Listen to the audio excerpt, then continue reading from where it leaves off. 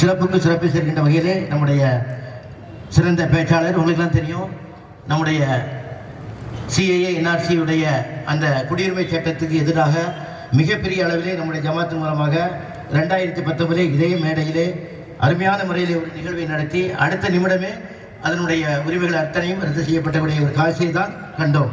அதே நிலைமை இந்த தமிழ்நாடு முஸ்லீம் ஜமாத்தினுடைய கோனிவாட்ட முஸ்லீம் ஜமாத்தினுடைய இந்த கூட்டமானதும் இதிலே பேச வந்திருக்கின்ற அருமைக்குரிய நம்முடைய மே 17 இயக்கத்தினுடைய திருமுருகன் காந்தி அவருடைய நேரத்தில் நான் வரவேற்றுக் கொள்வதோடு 2009 ஈழத்தமிழர்களுடைய படுகொலையை கண்டித்து பல்வேறு வகையில் தன்னுடைய போராட்டங்களை நிறைவேற்றி அதனுடைய சிறப்புக்கு சிறப்பு என்ற வகையில் இன்றைக்கும் பாராட்டுகின்ற வகையில் அமைந்து கொண்டிருக்கிறார்கள். குறிப்பாக அந்த சிஏஏ என்ஆர்சி கூட்டம் நடந்து முடிந்தவுடன் இதே மேடையில் திருமுருகன் காந்தி அவர்கள் இறங்குகின்ற போது ஒரு தாய் அவர்களுக்கு தங்க மோதிரம் அணிந்தார்கள் என்பதை நான் கேள்விப்பட்டிருக்கிறேன். அந்த வகையிலே இன்றைக்கு சிறப்பை சேர்க்கின்ற வகையிலே கண்டன சிறப்புரை வழங்குவதற்காக அருமைக்குரிய தோழர் திருமுருகன் காந்தி அவர்களை வழங்குமாறு அன்போடு கேட்டுக்கொள்கிறேன்.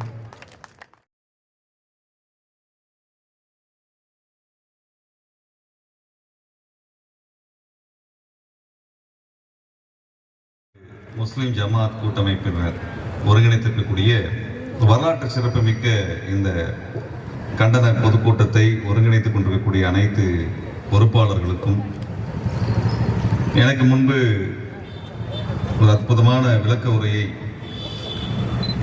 நம்மிடத்தில் வழங்கி விடைபெற்றிருக்கக்கூடிய சட்டமன்ற உறுப்பினர் விடுதலை சிறுத்தைகள் கட்சியினுடைய துணை பொதுச் செயலாளர் மரியாதைக்குரிய தோழர் ஆளூர் ஷானவாஸ் அவர்களுக்கும், ஒரு விளக்கமான தெளிவான ஒரு உரையை, எழுச்சியான உரையை நம்மிடத்தில் பதிவு செய்திருக்கக்கூடிய மரியாதைக்குரிய தோழர் சுந்தரவல்லி அவர்களுக்கும், இந்த சட்டம் குறித்து விளக்கமாக நமக்கு விளக்கப்படுத்தி ஏன் போராட வேண்டும் என்று நமக்கு எடுத்துரைத்த மனிதநேய ஜனநாயக கட்சியினுடைய தோழர் ஹாரூன் ரஷீத் அவர்களுக்கும், மற்றும் இங்கே பெருந்திரளாக திரண்டிருக்கக்கூடிய அனைத்து தோழமைகளுக்கும் நான் சார்ந்திருக்கக்கூடிய மே 17 இயக்கத்தின் சார்பாக புரட்சிகர வணக்கங்களையும் வாழ்த்துக்களையும் தெரிவித்துக் கொள்கின்றேன்.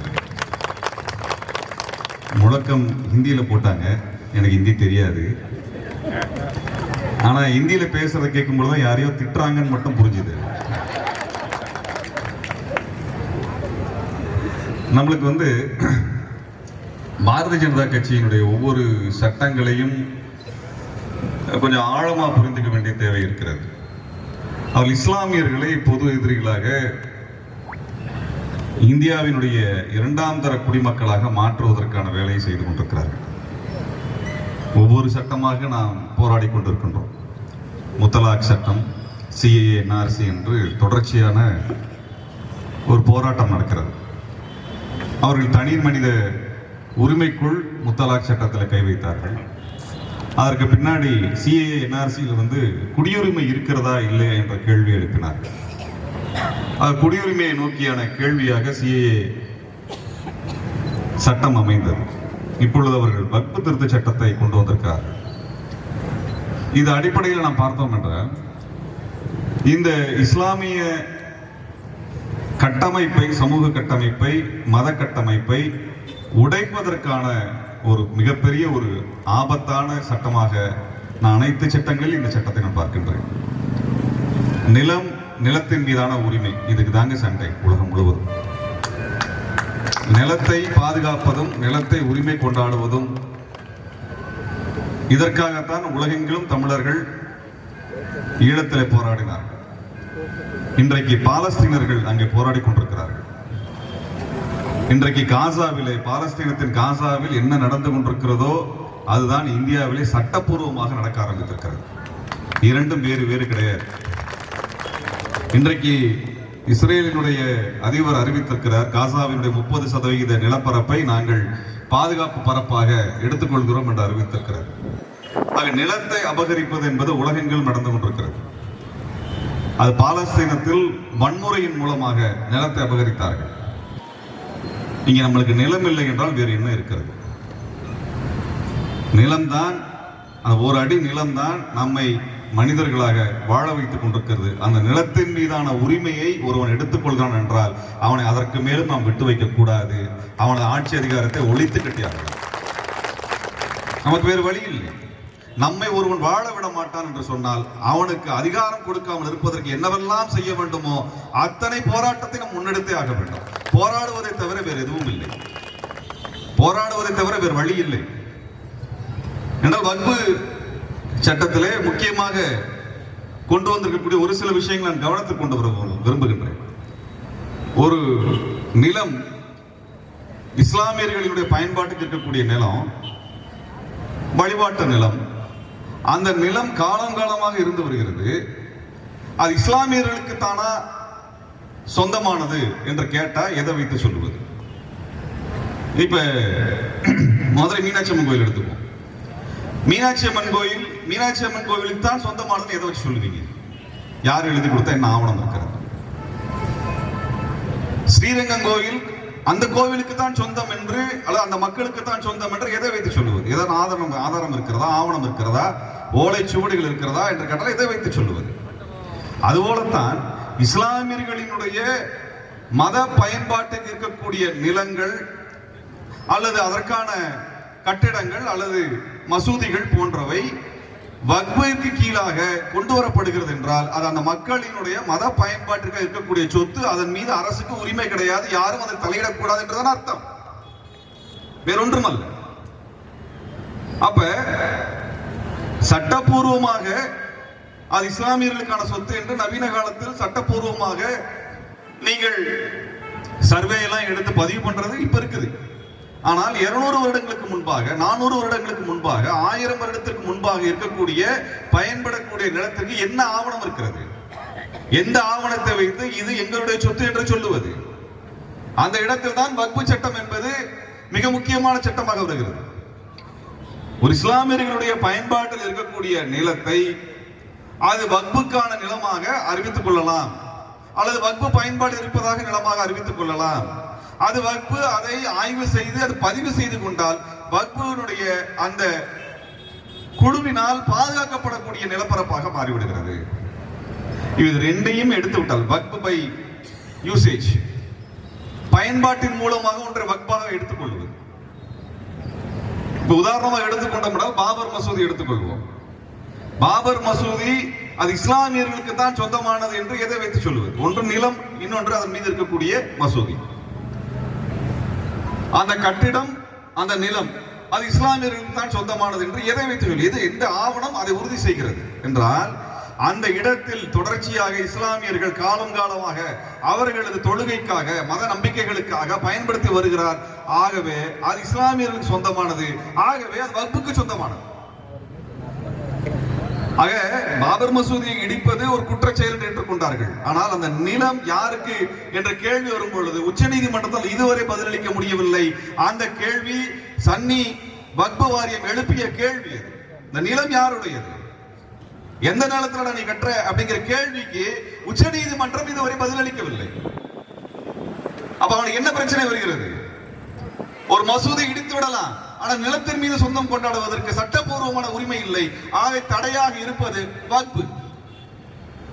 ஆக அந்த வக்ஃபு சட்டத்தை, அந்த பாதுகாப்பை நீக்கிவிட்டால் இந்தியாவில் இருக்கக்கூடிய அனைத்து மசூதிகளையும் இடிப்பதற்கு அவனுக்கு அதிகாரம் வந்து விடுகிறது. அனைத்து வழிபாட்டு தலங்கள் மீதும் கை வைப்பதற்கு அவனுக்கு அதிகாரம் வந்து விடுகிறது.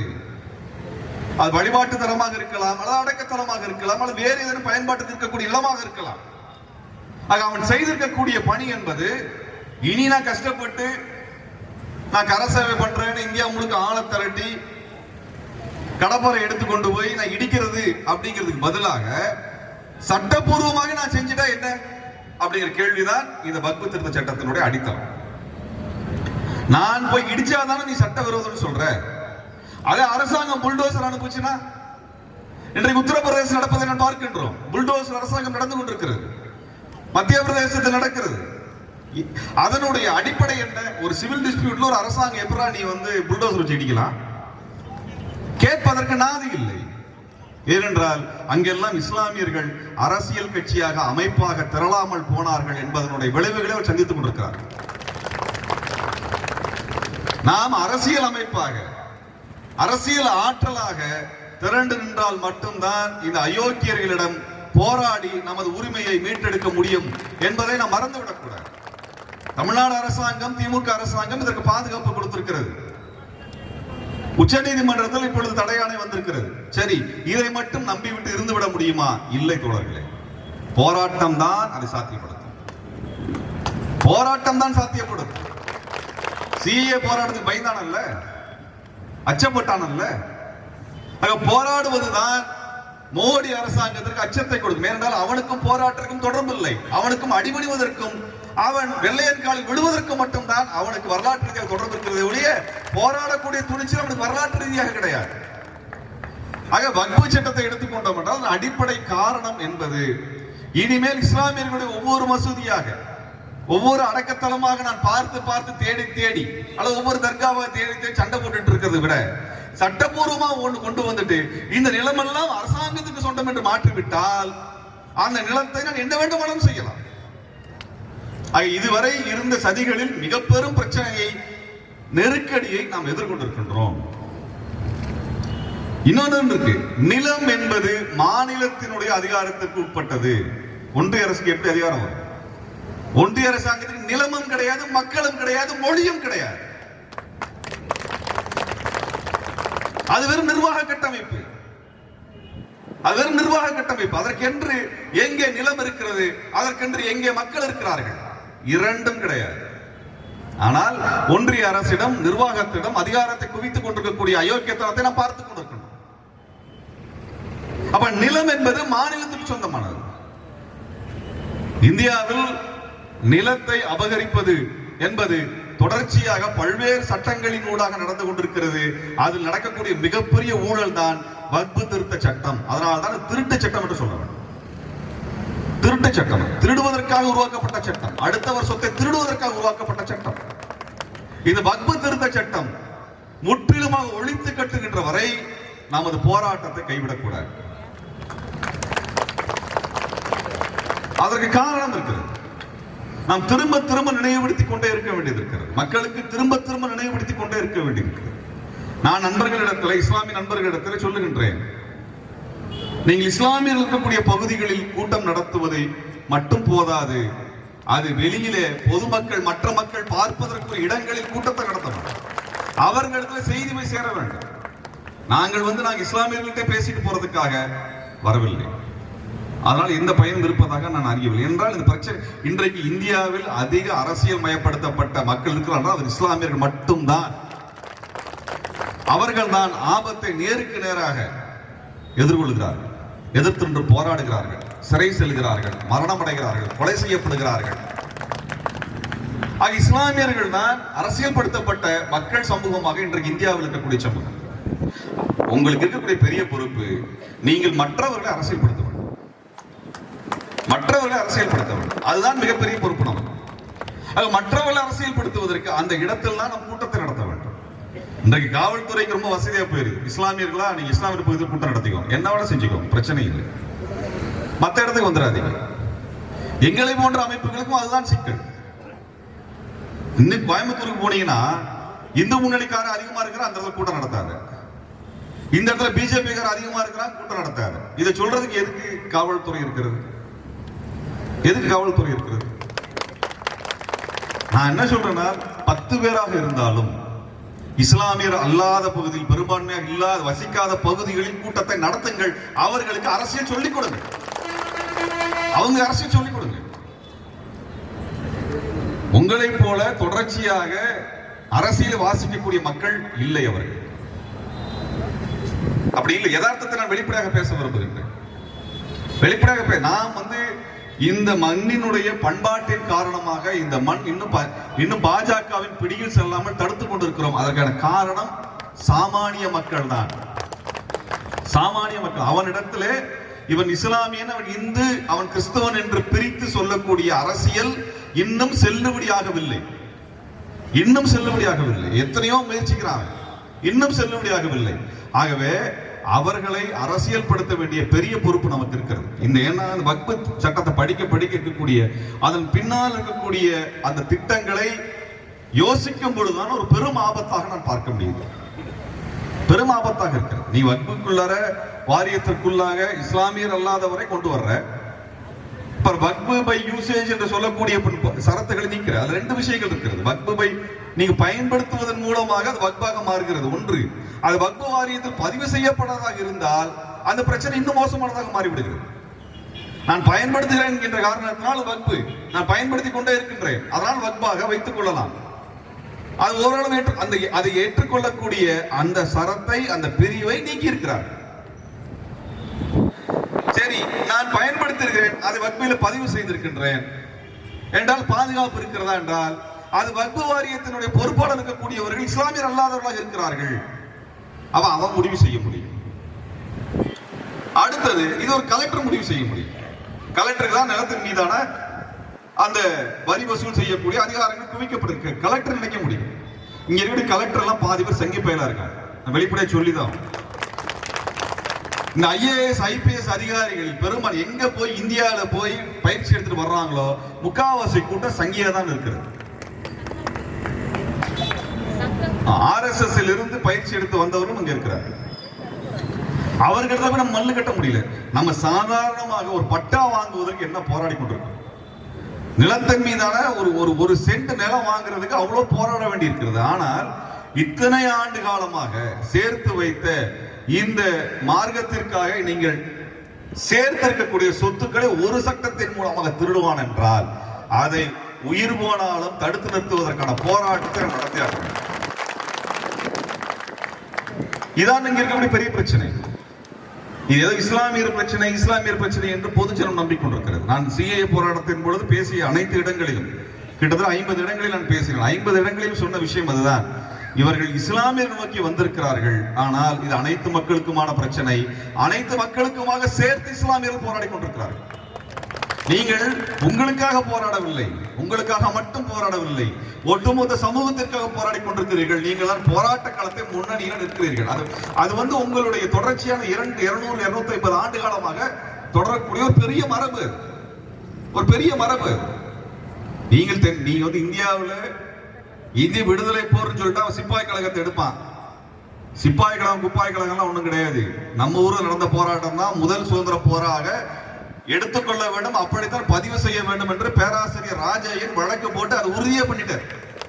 அதுக்கப்புறம் இந்தியாவின் முதல் சுதந்திர போர் அப்படின்னு சொல்லிட்டு சிப்பாய் கழகத்தை சொல்ல முடியாது. அதுக்கு 100 வருஷத்துக்கு முன்பாக தென்னிந்தியாவில் நாம் நடத்திய போர், ஹைதர் அலி திப்பு சுல்தானோடு மருதுபாண்டிய சகோதரர்களும் வீரன் சின்னமலையும் வீரபாண்டிய கட்டபொம்மனும் ஒண்டி வீரனும் சுந்தரலிங்கமும் நடத்திய போர் தான் இந்தியாவினுடைய முதல் சுதந்திர போர்.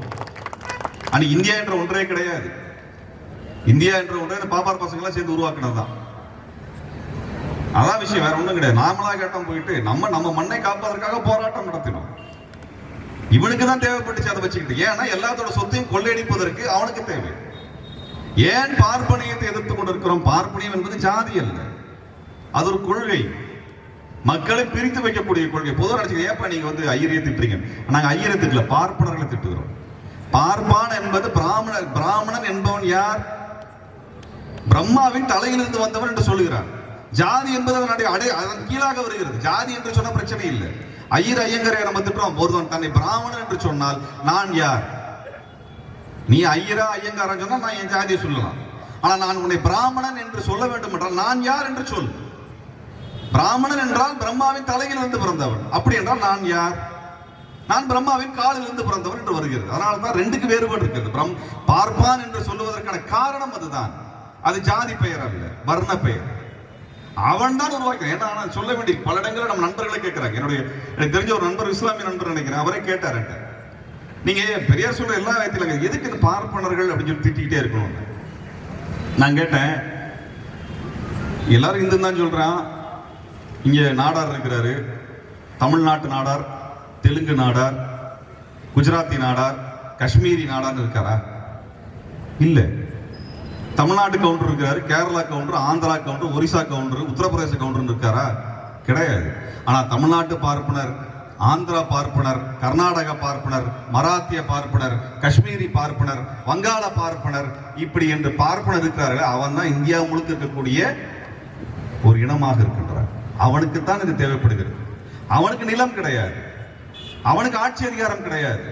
அவன் ஆட்சி அதிகாரத்தை கைப்பற்றி விட்டு அடுத்தவர் நிலத்தை பிடுங்குவதற்கான சட்ட திட்டங்களை கொண்டு வருகிறான். அதுதான் இப்ப நடந்து கொண்டிருக்கிறது. ஆக இந்த இந்தியா என்பதை இவன் உருவாக்கி வைத்த ஒரு கதை.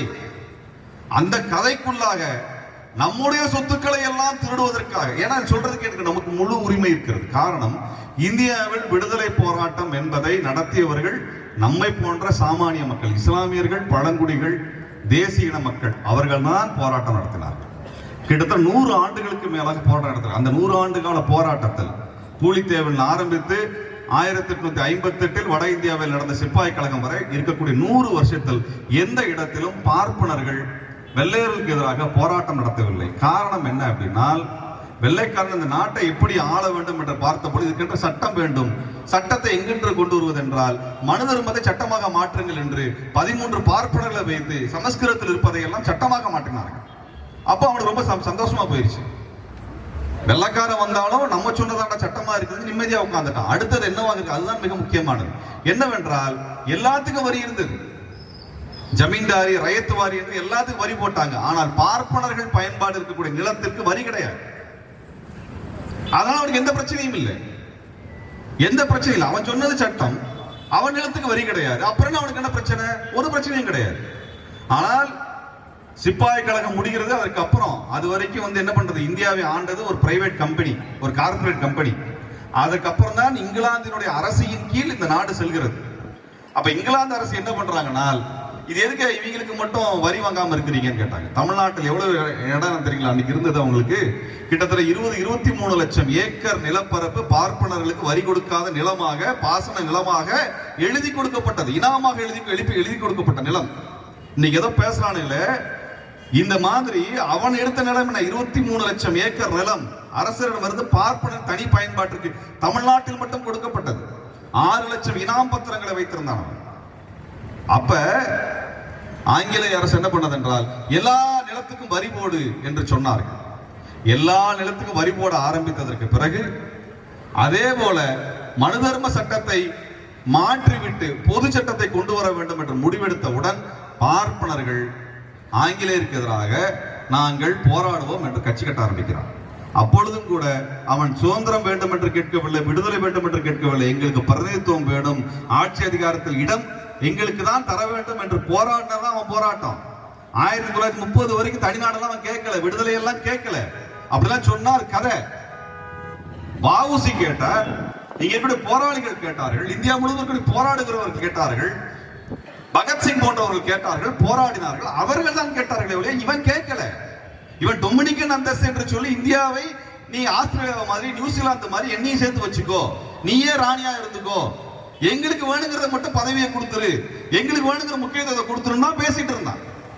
இந்தியாவில் இருக்கக்கூடிய சாமானிய மக்களாக நாம் நடத்திய போராட்டத்தின் காரணமாகத்தான் இந்திய விடுதலை போராட்டம் கூர்மையடைந்து அதனால் நமக்கு விடுதலை கிடைத்ததே ஒழிய இவனெல்லாம் இறங்கி போராட்டி நமக்கு விடுதலை கிடைக்கவில்லை.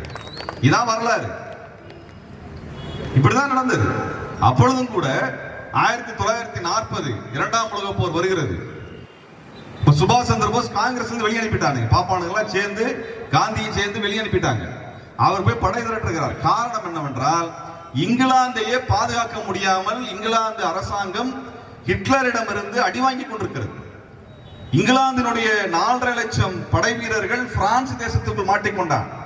அவன் இங்கிலாந்துக்கே போக முடியல. டன்கிர்க்னு ஒரு படம் வந்திருக்கு, போய் பாருங்க. ஒட்டுமொத்த இங்கிலாந்தின் ராணுவம் எங்க இருந்ததுன்னா பிரான்ஸ்ல இருந்தது, மாட்டிக்கிச்சு, ஜெர்மன் படைகிட்ட மாட்டிக்கிச்சு. அப்ப சொந்த நாட்டை காப்பாற்ற முடியாமல் இங்கிலாந்து தடுமாறி கொண்டிருக்கிறது. இங்கிருந்து படைகளை எல்லாம் அவன் ஆங்கிலேயரோட காலனியை காப்பாற்ற அனுப்பினா, இந்தியாவை பாதுகாப்பதற்கு அவனுக்கு படை இல்லை. அந்த சமயத்தை பயன்படுத்தி கொண்டுதான் சுபாஷ் சந்திர போஸ் படை திரட்டுவதற்கு வந்து இறங்குகிறார். சுபாஷ் சந்திர போஸ் படை திரட்டுவதற்காக பெருமளவில் நிதி கொடுத்தவர்கள் இஸ்லாமியர்கள். இது வரலாறு மறந்துவிடவில்லை, நாம் திரும்ப திரும்ப மக்களுக்கு சொல்ல வேண்டியிருக்கிறது. சுபாஷ் சந்திர போஸ் 3 லட்சம் பேரை கொண்ட படையை திரட்டினார் என்றால் அதற்கான பெரும் தொகையை மலேசியாவிலும் சிங்கப்பூரிலும் திரட்டி கொடுத்தவர்கள் இஸ்லாமியர்கள். இஸ்லாமியர்கள் தமிழர்கள் அந்த படைகளை இணைந்தார்கள். 3 லட்சம் பேர் கொண்ட படையை திரட்டினார் சுபாஷ் சந்திர போஸ். அவரது படை ஜப்பான் படையோடு சேர்ந்து இந்தியாவை அவர்கள் விடுவிப்பதற்காக சுபாஷ் சந்திர போஸ் படை நகர்த்திய பொழுது வெள்ளைக்காரனுக்கு வேறு வழி இல்லை, இந்தியாவை விட்டு வெளியேற வேண்டிய நிலைமை. ஏன்னா மலேசியா விட்டு வெளியே ஓடிட்டான், சிங்கப்பூர் விட்டு ஓடிட்டான், பர்மாவை விட்டு ஓடிட்டான், இந்தியாவை விட்டு ஓடலான்னு சொல்லி அவன் மூட்டை கட்டி கொண்டிருந்த பொழுது இவன் சொல்றானே தேச பக்தன் என்று, அந்த சாவர்கர் வெள்ளையர் அரசாங்கத்தை நேரடியா போய் சந்திச்சு நான் படை திரட்டி தரேன்னு சொல்லி 10 லட்சம் பேர் படை திரட்டி கொடுத்தார். சாவர்கர் திரட்டி கொடுத்த படையை வைத்துக் கொண்டுதான் ஆங்கிலேயர்கள் சுபாஷ் சந்திர போஸின் படையை வீழ்த்தினார்கள் என்பது வரலாறு. நாங்கள் இந்த உண்மையை 6 வருஷத்துக்கு முன்னாடி எடுத்து சொன்னோம். 6 ல இருந்து 8 வருஷத்துக்கு முன்னாடி எடுத்து சொன்னோம். இதாண்டா அவங்க வரலாறு, இதான் RSS கான வரலாறு, இதான் இந்து மகாசபையின் வரலாறு, இதான் சாவர்கரின் வரலாறு, இதான் பிஜேபியின் வரலாறு. இந்த நாட்டை காட்டி கொடுத்ததாண்டா அவன் வரலாறு. நீ காட்டி கொடுத்ததால் தான் சுபாஷ் சந்திர போஸின் படை வீழ்த்தப்பட்டது. அந்த படையில் இருந்த தமிழர்கள் படுகொலை செய்யப்பட்டார்கள். நமக்கென்று தனியாக அவனிடத்தில் பழி நிறுத்திக் கொள்வதற்கு நமக்கென்று வரலாறு இருக்கிறது. இந்த மண்ணிலிருந்து சென்று சுபாஷ் சந்திர போஸினுடைய படையில் சேர்ந்த பெரும்பாலான தமிழர்கள் படுகொலை செய்யப்பட்டதற்கான ஒற்றை காரணம் சாவர்கர். ஒற்றை காரணம் சாவர்கர். மறந்து விடாதீர்கள். இதை போய் சொல்லுங்க எல்லாத்துக்கும். அந்த கணக்கை நாம் தீர்த்துக் கொள்ள வேண்டியது இருக்கிறது. பாரதிய ஜனதா கட்சியினுடைய கொடி இந்த மண்ணிலிருந்து அகற்றப்படும் வரை எங்கள் இயக்கம் போராடும் என்று ஒவ்வொரு மேடையும் சொல்லிக் கொண்டிருக்கிறார். நீ எங்கள் இனத்திற்கு செய்த துரோகத்திற்கு உன்னை வேறு இருப்பதை தவிர எங்களுக்கு வேறு வழி இல்லை.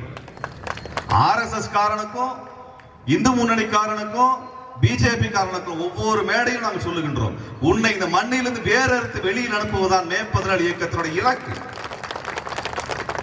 100 வருஷத்துக்கு முன்னாடி எங்கள் இனத்திற்கு செய்த துரோகம் மறந்து விட மாட்டோம். ஆக தோழர்களே, இந்த மண்ணிலே நம்ம இஸ்லாமியர் என்றோ இஸ்லாமியர் அல்லாதவர் என்றோ எவனும் நம்மளை பிரித்து விட முடியாது. நாம் இந்தியா வருவதற்கு முன்பே இருந்திருக்கின்றோம்.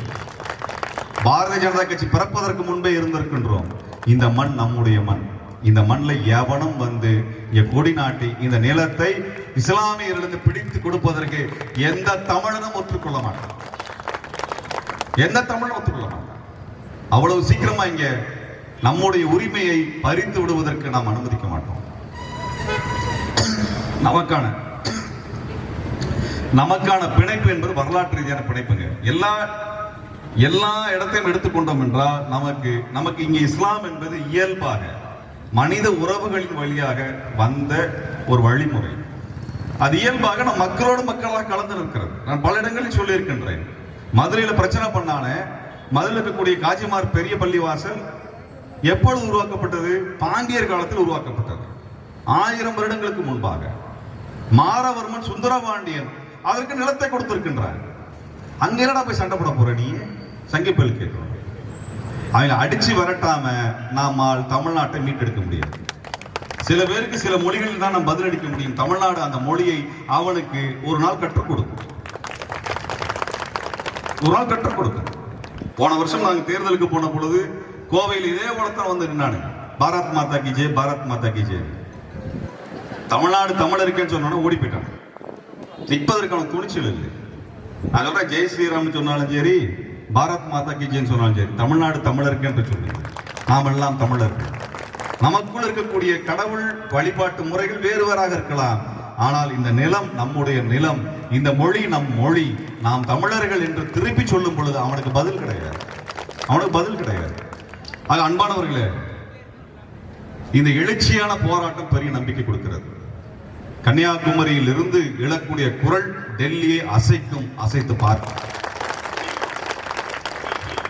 இங்கே அதிமுகவை மிரட்டி கூட்டணி வைத்திருக்கிறார்கள். தமிழ்நாட்டில் அதிமுக என்கின்ற ஒரு கட்சியை அழிக்கின்ற வரை ஓய மாட்டார்கள். அதிமுகவை பாதுகாப்பதற்கு அந்த கட்சியில் ஆள் இல்லை. பரிதாபமாக இருக்கிறது. ஒரு கவுன்சிலர் சீட்டு கூட ஜெயிக்காத ஒரு கட்சி இந்த மண்ணை ஆண்ட பல முதலமைச்சர்களை உருவாக்கிய இன்னொரு கட்சியை கூப்பிட்டு மிரட்டி உட்கார வச்சு கூட்டணி போட்டிருக்கான்னு சொல்லியிருக்காங்க. கட்டாய தாலி கட்டியிருக்காங்க, வேற ஒன்றும் கிடையாது. இந்த அநியாயத்தை கண்டு அதிமுகவின் தொண்டர்கள் எதிர்த்து போராட வேண்டும். நம்ம அதிமுகவுடைய தலைவர்களை நம்பி எல்லாம் எந்த பயனும் கிடையாது. எல்லார் வீட்லயும் அமலாக்கத்துறை குத்த வச்சு உட்காந்துருக்கான்னு நினைக்கிறேன். அவங்க பண்ண ஊழலுக்கு அத்தனை அமலாக்கத்துறை உள்ள உட்கார்ந்துருப்பான். அவர்களை நம்பிக்கொண்டிருந்தால் அந்த கட்சியை காப்பாற்ற முடியாது. அதிமுக தொண்டர்கள் வீதியில் இறங்கி போராட்டம் நடத்தினால்தான் சாத்தியம். ஒரு காலத்தில் இப்படிதான் அதிமுகவை கொண்டு போய் காங்கிரஸை கொண்டு போய் அதிமுக கூட்டணி வைக்கிறேன் என்று சொன்ன பொழுது அன்றைக்கு காங்கிரஸ் கட்சியிலிருந்து மிகப்பெரிய குழு பிரிந்து வெளியேறியது. அப்படி ஏதாவது நடந்தாதான் அதிமுக கட்சியை காப்பாற்ற முடியும்.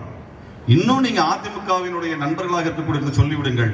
அதிமுகவை காப்பாற்ற வேண்டும் என்றால் அதிமுகவை காப்பாற்ற முடியும், இல்லை என்றால் முடியாது. அது ஒரு வருடத்தில் தேர்தல் வர இருக்கிறது. நாம் தெளிவான முடிவில் எடுத்தாக வேண்டும். நீங்க அதிமுக பாரதிய ஜனதா கட்சி கூட்டணி என்பது உடைந்தாக வேண்டும், அல்லது அவர்கள் தோற்றோட வேண்டும். ரெண்டு தான் இருக்குது, ரெண்டு தவிர வேறு வழி கிடையாது. அதிமுக எத்தனை காலம் தான் மக்களுக்கு துரோகம் செய்து கொண்டே இருக்கும், எத்தனை காலம் தான் செய்து கொண்டிருக்கும்.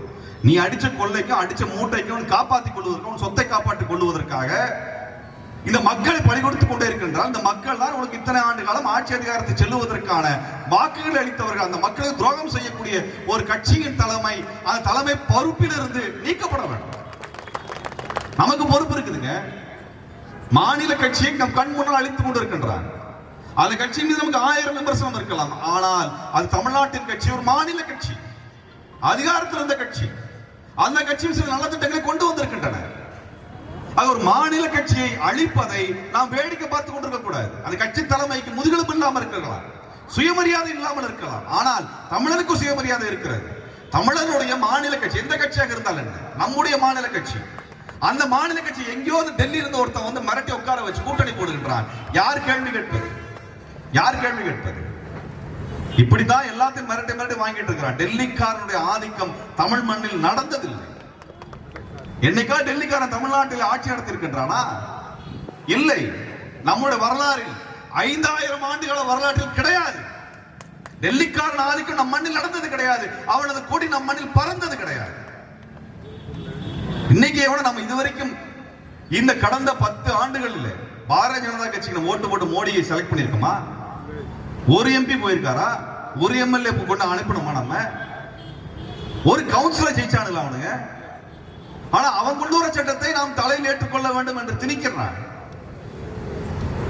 என்ன அநியாயம், என்ன அயோக்கியத்தனம் இது? இது ஒட்டுமொத்த மாநிலம் ஒரு கட்சி நிராகரித்து இருக்கிறது. நீ வேணான்னு சொல்லியிருக்கோம், நீ அயோக்கியன்னு சொல்லியிருக்கோம், நீ தமிழனுக்கு எதிரி என்று சொல்லி இருக்கின்றோம். அவன் டெல்லியில உட்கார்ந்து சட்டம் போடுறான். அந்த கட்சிக்காக இங்க கொடி தூக்கிட்டு போறானே, இவன் என்ன பண்றான்? ஆக அன்பானவர்களே, நாம் ஒன்றுபட்டு நிற்க வேண்டும், வலிமையாக நிற்க வேண்டும். மீனவர்களுக்கு பல சட்டங்கள், பல கொடுமையான சட்டங்கள். மீனவர் வள மசோதா என்று ஒன்று கொண்டு வந்திருக்கின்றார். அவ்வளவு கொடுமையான சட்டம். சட்டம் முழுமையாக நடைமுறைப்படுத்தப்படும் என்றால் மீனவனுக்கு வாய்ப்பே இருக்காது, தொழில் வாய்ப்பே இருக்காது. அதே போல காடு பாதுகாப்பு சட்டம், அந்த மக்களுக்கு எந்த வாய்ப்பும் கிடையாது. காடுகளுக்குள் வாழக்கூடிய பழங்குடிக்கு எந்த வாய்ப்பும் கிடையாது. மத்திய பிரதேசம், ஜார்க்கண்டிலும் பழங்குடிகளை கொன்று அழித்துக் கொண்டிருக்கிறார்கள். ஒரு செய்தி வெளியில் வர மாட்டேங்குது. நூற்றுக்கணக்கான பழங்குடிகள் கொன்று படுகொலை செய்யப்படுகிறார்கள். காரணம், அந்த நிலத்தை எடுத்து அவன் யாருக்கு வேண்டுமானால் கொடுக்கலாம் என்று நினைத்துக் கொண்டிருக்கின்றான். அதுதான் நாளைக்கு வக்புக்கு வழியாக நடத்தப்பட போகிறது. இன்னைக்கு புதுசா ஒரு நிலம் வாங்க முடியாதுங்க. பெரும்பாலான நிலம் ஒரு 5 ஏக்கரோ 10 ஏக்கர் நிலமோ வாங்க முடியாது, நகரத்துக்குள் வாங்க முடியாது. ஆனால் அதை வக்பினுடைய அதிகாரத்தை பறிப்பதன் மூலமாக அந்த நிலத்தை அபகரித்துக் கொள்ள முடியும். இதை பார்த்த இஸ்லாமியர்களை பார்த்து, அவர்களது போராட்டத்தை பார்த்து கிறிஸ்தவர்களும் வீதிக்கு வந்தாக வேண்டும். இல்ல இல்ல அவங்களுக்கு தான் பிரச்சனை, எனக்கெல்லாம் பிரச்சனை நினைச்சிட்டு இருந்தாங்கன்னா நாளைக்கு அவங்களுக்கும் இதே நிலைமை தான் வந்து இருக்கும். நமக்கு இருக்கக்கூடிய பெரிய பிரச்சனையே தனித்தனியாக போவதுதான். அதான் அவனுக்கு வெற்றி வாய்ப்பாக இருக்கிறது. ஆகவே நமது போராட்டத்தை மைய போராட்டமாக, ஏன்னா தமிழ்நாடு தான் எல்லாத்துக்கும் வழிகாட்டி இருக்கிறது. சிஏஏக்கு நம்ம நடத்துற போராட்டம் போன்ற ஒரு போராட்டம் இந்தியாவில் எங்கும் நடக்கவில்லை. டெல்லியில் நடந்த பொழுது அவன் ஒடுக்கினான், 60 பேர் படுகொலை செய்தார். இனப்படுகொலை நடந்தது. இன்றைக்கு வரைக்கும் இந்தியாவில் பாபர் மசூதி இடிக்கப்பட்ட நாள் டிசம்பர் 6 என்பதை அடையாளப்படுத்தி மறக்க மாட்டோம் என்று சொல்லக்கூடிய ஒற்றை குரல் தமிழ்நாட்டிலிருந்து மட்டும்தான் வருகிறது. ஒற்றை குரல் தமிழ்நாட்டில் வேற எந்த மாநிலத்திலும் வருவதானே தெரியல. அதை நாம் மறக்கவில்லை. ஏனென்றால் பாசிஸ்டுகளை ஒழித்து கட்ட வேண்டும் என்றால் வரலாறை நாம் மறக்கக்கூடாது, வரலாறை மறக்கக்கூடாது. நீங்க டிசம்பர் 6க்கான போராட்டங்கள் நடக்கலைன்னால் தமிழ்நாட்டுக்கு ஞாபகத்தில் இது இருக்காது. நாங்க ஏன் மே 17 இயக்கம்னு வச்சோம்னா, ஒரு 1.5 லட்சம் பேர் படுகொலை பண்ணாண்டா, இங்கதான்டா பக்கத்துல படுகொலை பண்ணாண்டா நம்ம மறந்துடுவான். அதனால சொல்ல வேண்டியது இருக்கிறது. ஏன் மே 17 இயக்கம் என்று பெயர் வைத்து ஒவ்வொரு முறையும் கேட்பாங்க. சொல்லுவோம், இதான் காரணம், இதான் காரணம், இதான் காரணம். அதனால போராட்டத்தை தொடர்ச்சியாக நடத்தி கொண்டிருந்தால் மட்டும்தான் இந்த பாரதிய ஜனதா கட்சியை நாம் விலக்கி வைக்க முடியும், ஒதுக்கி வைக்க முடியும், வேறறுக்க முடியும், விரட்டி அடிக்க முடியும். இல்லைன்னா முடியாது. ஆக அன்பானவர்களே, நீங்கள் அடுத்து பேச வேண்டியது ஒன்று என்னன்னா, இன்றைக்கு தொலைக்காட்சி விவாதங்கள், ஊடகங்களில் இஸ்லாமியர்கள் பெருமளவில் கிடையாது. நம்மளுக்கு இருக்கக்கூடிய ஒரே ஆறுதல் ஆளு ஷானவாஸ் பேசுவார். ஆனா சங்கி பயல்கள் எல்லா கூட்டத்திலும் எல்லா டிபேட்லையும் கூட்ட உட்கார வச்சிருக்காங்க.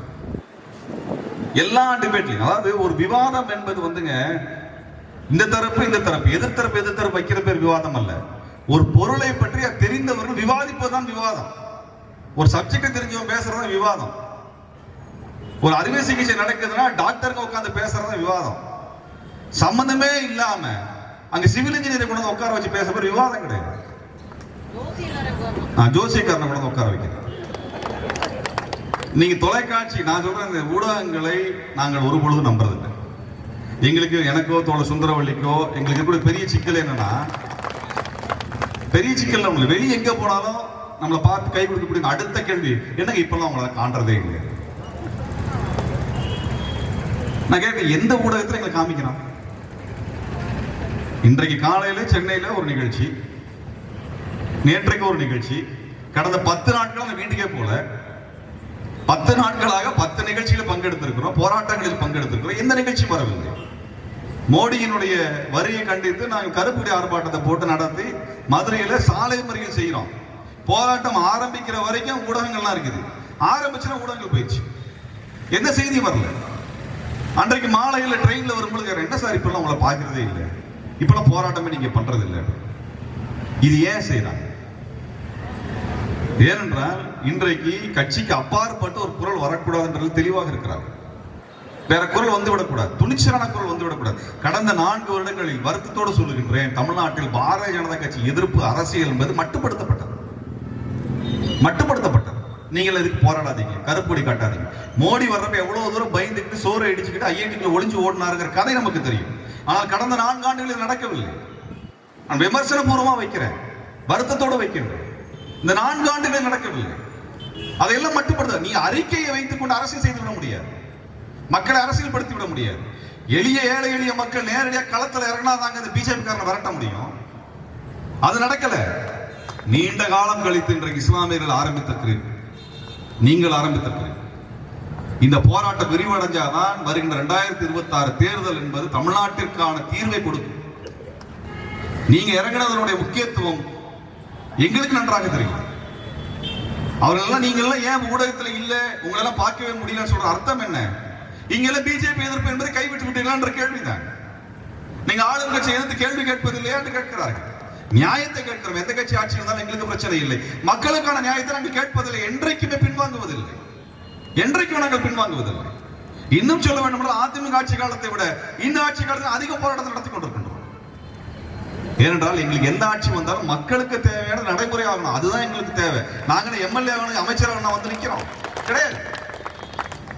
ஆனால் இன்றைக்கு திட்டமிட்டு ஊடகங்களில்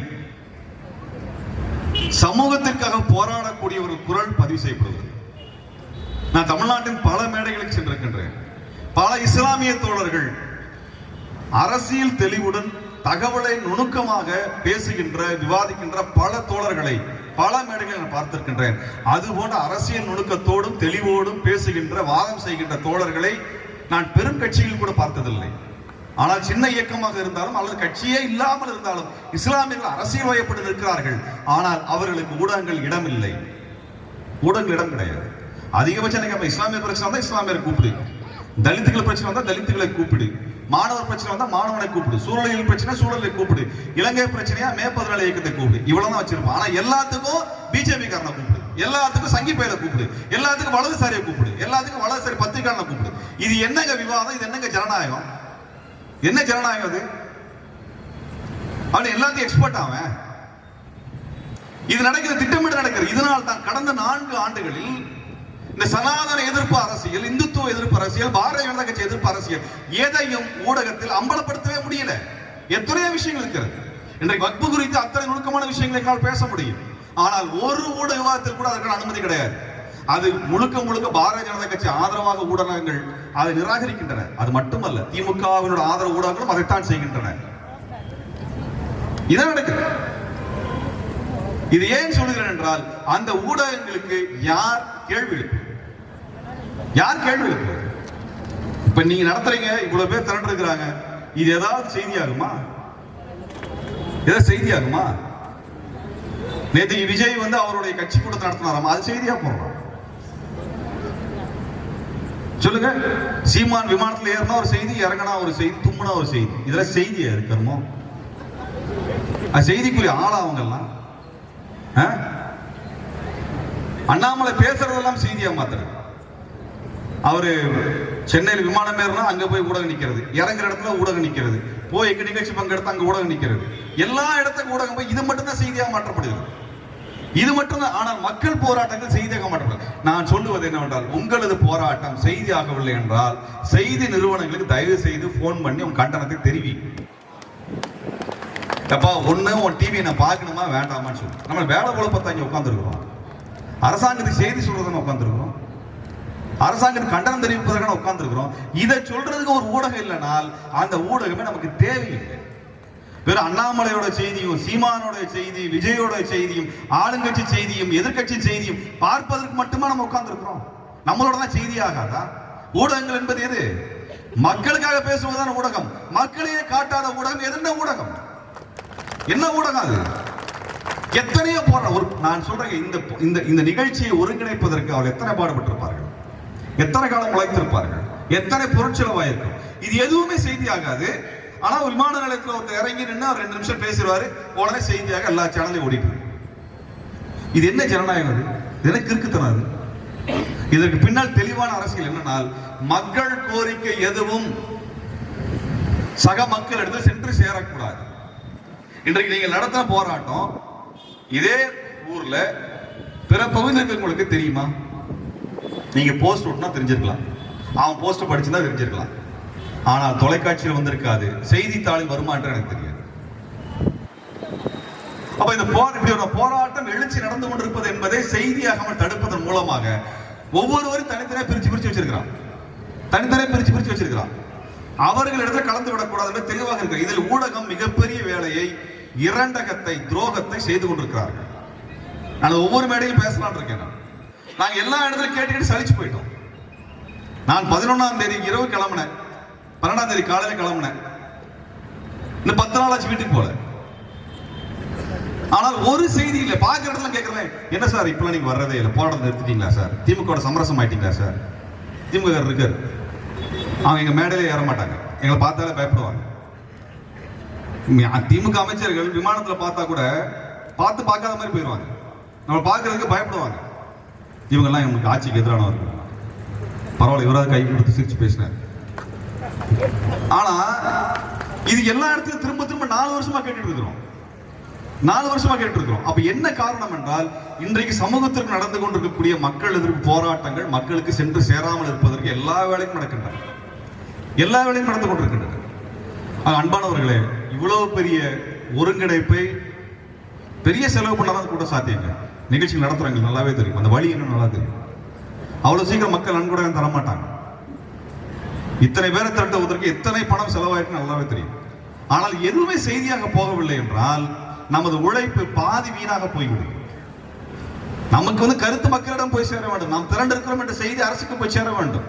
அதை சொல்லுகின்ற பொறுப்பு ஊடகங்கள் வரும். வெறும் உளவுத்துறையினால் மட்டும் முழு செய்தி போய்விடுவாது, அது ஊடகங்கள். நான் ஏன் ஊடகத்தை பேசுகிறேன் என்றால், இந்த ஊடகங்களும் ஆளும் வர்க்கத்தின் சாதகமாக இருந்து கொண்டிருக்கிறது என்றால், நமது போராட்டம் தெரியாமல் மறைக்கப்படும் என்றால் நாம் எவ்வாறு அரசியலாக தருவது?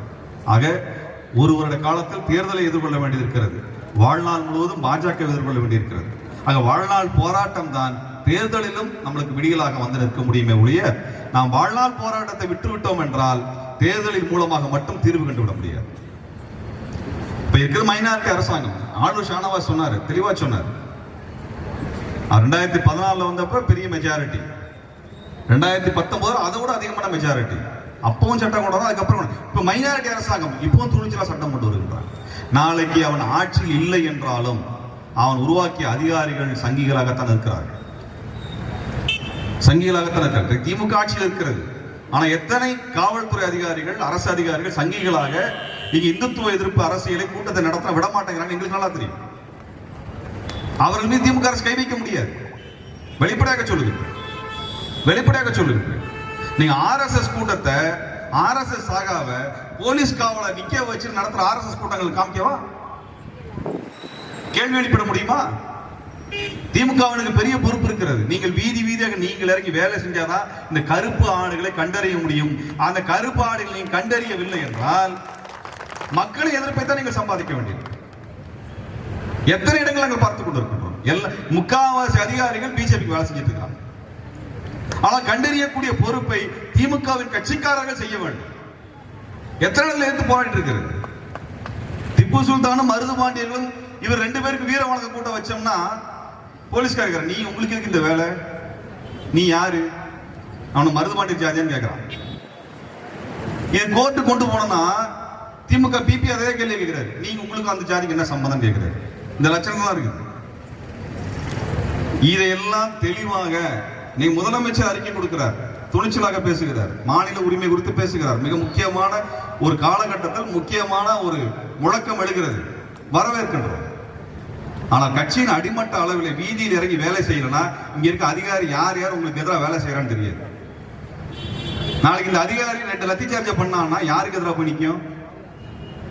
யாருக்கு எதிராக போய் நிற்கும்?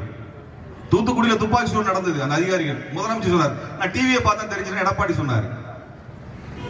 ஏன் நடக்காது? அந்த ஆட்சி வீழ்றதுக்கு அதான் காரணமாக இருந்தது. இதையெல்லாம் கேள்வி கேட்க வேண்டிய பொறுப்பு ஆட்சியாளர்கள் இருக்கிறது. இதெல்லாம் சொல்றதுக்கு இடம் இல்லாத இங்க சொல்றேங்க. ஒரே ஒரு திமுக காரர் போய் சொல்லுவாருன்ற நம்பிக்கையில சொல்றாங்க. பாவத்தை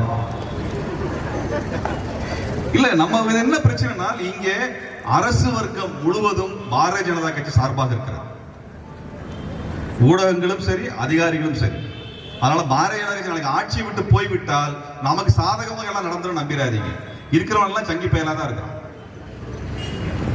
இருக்கிற பையன் சங்கி பயலா தான் இருக்கிறான். காங்கிரஸ் கட்சி ஆட்சியில் இருந்த பொழுதுதான் RSS பயிற்சி பட்டறையிலிருந்து IAS அதிகாரிகள், IPS அதிகாரிகள் பணிக்கு வந்து சேர்ந்தார்கள். அதெல்லாம் தடுக்கல, அதையெல்லாம் தடுக்கல. அப்ப இப்படிப்பட்ட நிலைமையிலே நாம் தான் கவனமாக இருக்கணும். அதுல ரொம்ப ரொம்ப முக்கியமானது இந்த வக்பு திருத்த சட்டத்திற்கு எதிராக நம் மக்களுடைய உரிமையை, நமது நிலத்தை, பாரம்பரிய உரிமையை, வழிபாட்டு உரிமையை, தளங்களை கைப்பற்றுவதற்காக நடத்தக்கூடிய மிகப்பெரிய ஒரு தாக்குதலாக இந்த சட்டத்தை நீங்கள் பார்க்க வேண்டும். திரும்ப நினைத்துக் கொள்ளுங்கள், பாலஸ்தீனத்தில் குண்டு போட்டு நிலத்தை பிடிக்கிறான், இங்கே சட்டத்தை போட்டு நிலத்தை பிடிக்கின்றான். 2ம் நில அபகரிப்பு நடக்கிறது. நாளைக்கு பாலஸ்தீனத்தை அவர்கள் எப்படி இழந்தார்கள்? நிலத்தை இழந்ததனால் தான் பாலஸ்தீனத்தை இழந்தார்கள். நமக்கு நன்றாக தெரியும் வரலாறு. நிலம் இல்லை என்றால் வாழ்க்கை இல்லை, உரிமை இல்லை. நம்முடைய உரிமையை பாதுகாக்க வேண்டும் என்றால் நிலத்தை பாதுகாக்க வேண்டும். அவ்வாறு நிலத்தை பாதுகாப்பதற்குரிய பெரும் போராட்டமாக இந்த போராட்டம் இருக்கிறது. போராட்டத்தில் பங்கெடுத்த அனைவருக்கும் எனது புரட்சிகர வாழ்த்துக்களை தெரிவித்து உங்களோடு மே 14 என்றும் துணை நிற்கும் என்ற உறுதியோடு விடைபெறுகிறேன். நன்றி. முஸ்லிம் ஜமாத் கூட்டமைப்பினர் ஒருங்கிணைத்திருக்கக்கூடிய வரலாற்று சிறப்புமிக்க இந்த கண்டன பொதுக்கூட்டத்தை ஒருங்கிணைத்துக் கொண்டிருக்கக்கூடிய அனைத்து பொறுப்பாளர்களுக்கும், எனக்கு முன்பு ஒரு அற்புதமான விளக்க உரையை நம்மிடத்தில் வழங்கி விடைபெற்றிருக்கக்கூடிய சட்டமன்ற உறுப்பினர், விடுதலை சிறுத்தைகள் கட்சியினுடைய துணை பொதுச் செயலாளர் மரியாதைக்குரிய தோழர் ஆளூர் ஷானவாஸ் அவர்களுக்கும், ஒரு விளக்கமான தெளிவான ஒரு உரையை, எழுச்சியான உரையை நம்மிடத்தில் பதிவு செய்திருக்கக்கூடிய மரியாதைக்குரிய தோழர் சுந்தரவல்லி அவர்களுக்கும், இந்த சட்டம் குறித்து விளக்கமாக நமக்கு விளக்கப்படுத்தி ஏன் போராட வேண்டும் என்று நமக்கு எடுத்துரைத்த மனிதநேய ஜனநாயக கட்சியினுடைய தோழர் ஹாரூன் ரஷீத் அவர்களுக்கும், மற்றும் இங்கே பெருந்திரளாக திரண்டிருக்கக்கூடிய அனைத்து தோழமைகளுக்கும் நான் சார்ந்திருக்கக்கூடிய மே 14 இயக்கத்தின் சார்பாக புரட்சிகர வணக்கங்களையும் வாழ்த்துக்களையும் தெரிவித்துக் கொள்கின்றேன். முழக்கம் ஹிந்தியில போட்டாங்க, எனக்கு ஹிந்தி தெரியாது.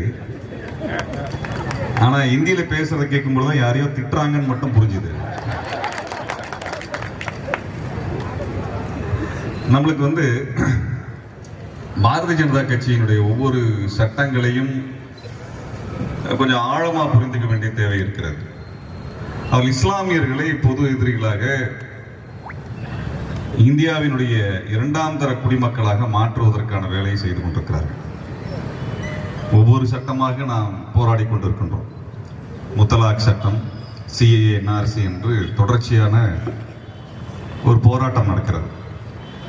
அவர்கள் தனி மனித உரிமைக்குள் முத்தலாக் சட்டத்தில் கை வைத்தார்கள். அதற்கு பின்னாடி சிஏஏ என்ஆர்சியில் வந்து குடியுரிமை இருக்கிறதா இல்லையா என்ற கேள்வி எழுப்பினார். குடியுரிமையை நோக்கியான கேள்வியாக சிஏஏ சட்டம் அமைந்தது. இப்பொழுது அவர்கள் வக்ஃப் திருத்த சட்டத்தை கொண்டு வந்திருக்கிறார்கள். இது அடிப்படையில் நாம் பார்த்தோம் என்றால் இந்த இஸ்லாமிய கட்டமைப்பை, சமூக கட்டமைப்பை, மத கட்டமைப்பை உடைப்பதற்கான ஒரு மிகப்பெரிய ஒரு ஆபத்தான சட்டமாக நான் அனைத்து சட்டங்களில் இந்த சட்டத்தை நான் பார்க்கின்றேன். நிலம், நிலத்தின் மீதான உரிமை, இதுக்கு தாங்க சண்டை உலகம் முழுவதும். நிலத்தை பாதுகாப்பதும் நிலத்தை உரிமை கொண்டாடுவதும், இதற்காகத்தான் உலகெங்கிலும் தமிழர்கள் ஈழத்திலே போராடினார்கள். இன்றைக்கு பாலஸ்தீனர்கள் அங்கே போராடி கொண்டிருக்கிறார்கள். இன்றைக்கு காசாவிலே, பாலஸ்தீனத்தின் காசாவில் என்ன நடந்து கொண்டிருக்கிறதோ அதுதான் இந்தியாவிலே சட்டப்பூர்வமாக நடக்க ஆரம்பித்திருக்கிறது. இரண்டும் வேறு வேறு கிடையாது. இன்றைக்கு இஸ்ரேலினுடைய அதிபர் அறிவித்திருக்கிறார், காசாவினுடைய 30% நிலப்பரப்பை நாங்கள் பாதுகாப்பு பரப்பாக எடுத்துக்கொள்கிறோம் என்று அறிவித்திருக்கிறார். ஆக நிலத்தை அபகரிப்பது என்பது உலகெங்கிலும் நடந்து கொண்டிருக்கிறது. அது பாலஸ்தீனத்தில் வன்முறையின் மூலமாக நிலத்தை அபகரித்தார்கள். இங்க நம்மளுக்கு நிலம் இல்லை என்றால் வேறு என்ன இருக்கிறது? நிலம்தான், அந்த ஒரு அடி நிலம்தான் நம்மை மனிதர்களாக வாழ வைத்துக் கொண்டிருக்கிறது. அந்த நிலத்தின் மீதான உரிமையை ஒருவன் எடுத்துக்கொள்கிறான் என்றால் அவனை அதற்கு மேலும் நாம் விட்டு வைக்க கூடாது. அவனது ஆட்சி அதிகாரத்தை ஒழித்து கட்டியார்கள். நமக்கு வேறு வழி இல்லை. நம்மை ஒருவன் வாழ விட மாட்டான் என்று சொன்னால் அவனுக்கு அதிகாரம் கொடுக்காமல் இருப்பதற்கு என்னவெல்லாம் செய்ய வேண்டுமோ அத்தனை போராட்டத்தை நாம் முன்னெடுத்தே ஆக வேண்டும். போராடுவதை தவிர வேறு எதுவும் இல்லை. போராடுவதை தவிர வேறு வழி இல்லை. என்றால் வக்ஃப் சட்டத்திலே முக்கியமாக கொண்டு வந்திருக்கக்கூடிய ஒரு சில விஷயங்கள் நான் கவனத்துக்கு கொண்டு வர விரும்புகின்றேன். ஒரு நிலம், இஸ்லாமியர்களுடைய பயன்பாட்டுக்கு இருக்கக்கூடிய நிலம், வழிபாட்டு நிலம். அந்த நிலம் காலங்காலமாக இருந்து வருகிறது. அது இஸ்லாமியர்களுக்கு தானா சொந்தமானது என்று கேட்டா எதை வைத்து சொல்லுவது? இப்ப மதுரை மீனாட்சி அம்மன் கோயில் எடுத்துப்போம். மீனாட்சி அம்மன் கோயிலுக்கு தான் சொந்தமானது எதை வச்சு சொல்லுவீங்க? யார் எழுதி கொடுத்தா என்ன ஆவணம் இருக்கிறது? ஸ்ரீரங்கம் கோயில் அந்த கோவிலுக்கு தான் சொந்தம் என்று, அல்லது அந்த மக்களுக்கு தான் சொந்தம் என்று எதை வைத்து சொல்லுவது? ஏதாவது ஆதாரம் இருக்கிறதா, ஆவணம் இருக்கிறதா, ஓலைச்சுவடிகள் இருக்கிறதா என்று கேட்டால் எதை வைத்து சொல்லுவது? அதுபோலத்தான் இஸ்லாமியர்களினுடைய மத பயன்பாட்டுக்கு இருக்கக்கூடிய நிலங்கள் அல்லது அதற்கான கட்டிடங்கள் அல்லது மசூதிகள் போன்றவை வக்ஃபிற்கு கீழாக கொண்டு வரப்படுகிறது என்றால் அது அந்த மக்களினுடைய மத பயன்பாட்டிற்கு இருக்கக்கூடிய சொத்து. அதன் மீது அரசுக்கு உரிமை கிடையாது, யாரும் அதை தலையிடக்கூடாது என்றுதான் அர்த்தம், வேறொன்றும் அல்ல. அப்ப சட்டப்பூர்வமாக அது இஸ்லாமியர்களுக்கான சொத்து என்று நவீன காலத்தில் சட்டப்பூர்வமாக நீங்கள் சர்வே எல்லாம் எடுத்து பதிவு பண்றது இப்ப இருக்குது. ஆனால் 200 வருடங்களுக்கு முன்பாக, 400 வருடங்களுக்கு முன்பாக, 1000 வருடத்திற்கு முன்பாக இருக்கக்கூடிய பயன்படக்கூடிய நிலத்திற்கு என்ன ஆவணம் இருக்கிறது? எந்த ஆவணத்தை வைத்து இது எங்களுடைய சொத்து என்று சொல்லுவது? அந்த இடத்தில் தான் வக்ஃப் சட்டம் என்பது மிக முக்கியமான சட்டமாக வருகிறது. ஒரு இஸ்லாமியர்களுடைய பயன்பாட்டில் இருக்கக்கூடிய நிலத்தை அது வக்ஃபுக்கான நிலமாக அறிவித்துக் கொள்ளலாம், அல்லது வக்ஃப் பயன்பாடு இருப்பதாக நிலமாக அறிவித்துக் கொள்ளலாம். அது வக்ஃப் அதை ஆய்வு செய்து அது பதிவு செய்து கொண்டால் வக்ஃபினுடைய அந்த குழுவினால் பாதுகாக்கப்படக்கூடிய நிலப்பரப்பாக மாறிவிடுகிறது. இது ரெண்டையும் எடுத்து விட்டால் வக்ஃப் பை யூசேஜ், பயன்பாட்டின் மூலமாக ஒன்றை வக்ஃபாக எடுத்துக்கொள்வது. இப்ப உதாரணமாக எடுத்துக்கொண்டோம், பாபர் மசூதி எடுத்துக்கொள்வோம். பாபர் மசூதி அது இஸ்லாமியர்களுக்கு தான் சொந்தமானது என்று எதை வைத்து சொல்லுவது? ஒன்று நிலம், இன்னொன்று அதன் மீது இருக்கக்கூடிய மசூதி. அந்த கட்டிடம், அந்த நிலம் அது இஸ்லாமியர்களுக்கு தான் சொந்தமானது என்று எதை வைத்து சொல்லுவது? எந்த ஆவணம் அதை உறுதி செய்கிறது என்றால் அந்த இடத்தில் தொடர்ச்சியாக இஸ்லாமியர்கள் காலம் காலமாக அவர்களது தொழுகைக்காக, மத நம்பிக்கைகளுக்காக பயன்படுத்தி வருகிறார். ஆகவே அது இஸ்லாமியர்களுக்கு சொந்தமானது, ஆகவே அது வக்ஃபுக்கு சொந்தமானது. ஆக பாபர் மசூதியை இடிப்பது ஒரு குற்றச் செயல் என்று ஏற்றுக்கொண்டார்கள். ஆனால் அந்த நிலம் யாருக்கு என்ற கேள்வி வரும் பொழுது உச்ச நீதிமன்றத்தால் இதுவரை பதிலளிக்க முடியவில்லை. அந்த கேள்வி சன்னி வக்ஃப் வாரியம் எழுப்பிய கேள்வி. இந்த நிலம் யாருடையது, எந்த நிலத்துல நீ கட்டுற அப்படிங்கிற கேள்விக்கு உச்ச நீதிமன்றம் இதுவரை பதிலளிக்கவில்லை. அப்ப அவனுக்கு என்ன பிரச்சனை வருகிறது? ஒரு மசூதி இடித்து விடலாம், ஆனா நிலத்தின் மீது சொந்தம் கொண்டாடுவதற்கு சட்டப்பூர்வமான உரிமை இல்லை. ஆக தடையாக இருப்பது வக்ஃபு. ஆக அந்த வக்ஃபு சட்டத்தை, அந்த பாதுகாப்பை நீக்கிவிட்டால் இந்தியாவில் இருக்கக்கூடிய அனைத்து மசூதிகளையும் இடிப்பதற்கு அவனுக்கு அதிகாரம் வந்து விடுகிறது. அனைத்து வழிபாட்டு தலங்கள் மீதும் கை வைப்பதற்கு அவனுக்கு அதிகாரம் வந்து விடுகிறது. அது வழிபாட்டு தலமாக இருக்கலாம், அல்லது அடக்கத்தலமாக இருக்கலாம், அல்லது வேறு ஏதேனும் பயன்பாட்டுக்கு இருக்கக்கூடிய இடமாக இருக்கலாம். ஆக அவன் செய்திருக்கக்கூடிய பணி என்பது, இனி நான் கஷ்டப்பட்டு நான் கரசேவை பண்றேன்னு இந்தியா முழுக்க ஆளை திரட்டி கடப்பரை எடுத்துக்கொண்டு போய் நான் இடிக்கிறது அப்படிங்கிறதுக்கு பதிலாக சட்டப்பூர்வமாக நான் செஞ்சுட்டா என்ன அப்படிங்கிற கேள்விதான் இந்த வக்ஃபு திருத்த சட்டத்தினுடைய அடித்தளம். நான் போய் இடிச்சாதானே நீ சட்ட விரோதம் சொல்ற. அதே அரசாங்கம் புல்டோசர் அனுப்பிச்சுன்னா, இன்றைக்கு உத்தரப்பிரதேசம் நடப்பதை நான் பார்க்கின்றோம். புல்டோசர் அரசாங்கம் நடந்து கொண்டிருக்கிறது, மத்திய பிரதேசத்தில் நடக்கிறது. அதனுடைய அடிப்படை என்ன? ஒரு சிவில் டிஸ்பியூட்ல ஒரு அரசாங்கம் எப்படா நீ புல்டோசர் வச்சு இடிக்கலாம் கேட்பதற்கு நாதி இல்லை.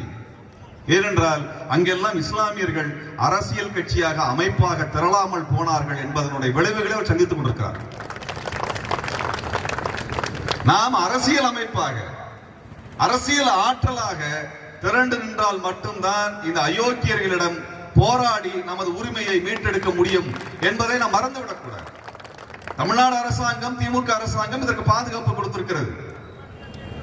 உச்ச நீதிமன்றத்தில் இப்பொழுது தடையாணை வந்திருக்கிறது. சரி, இதை மட்டும் நம்பிவிட்டு இருந்துவிட முடியுமா? இல்லை தோழர்களே, போராட்டம் தான் அதை சாத்தியப்படுத்தும். போராட்டம் தான் சாத்தியப்படுத்தும். சிஏ போராட்டத்துக்கு பயந்தானல்ல, அச்சப்பட்டானல்ல.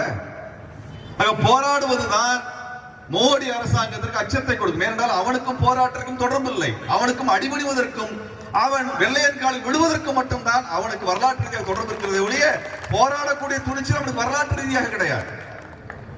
ஆக வக்ஃபு சட்டத்தை எடுத்துக்கொண்டோம் என்றால் அடிப்படை காரணம் என்பது, இனிமேல் இஸ்லாமியர்களுடைய ஒவ்வொரு மசூதியாக, ஒவ்வொரு அடக்கத்தலமாக நான் பார்த்து பார்த்து தேடி தேடி, அல்லது ஒவ்வொரு தர்காவை தேடி தேடி சண்டை போட்டுட்டு இருக்கிறது விட, சட்டப்பூர்வமா ஒன்று கொண்டு வந்துட்டு இந்த நிலமெல்லாம் அரசாங்கத்துக்கு சொந்தம் என்று மாற்றிவிட்டால் அந்த நிலத்தை நான் என்ன வேண்டுமானாலும் செய்யலாம்.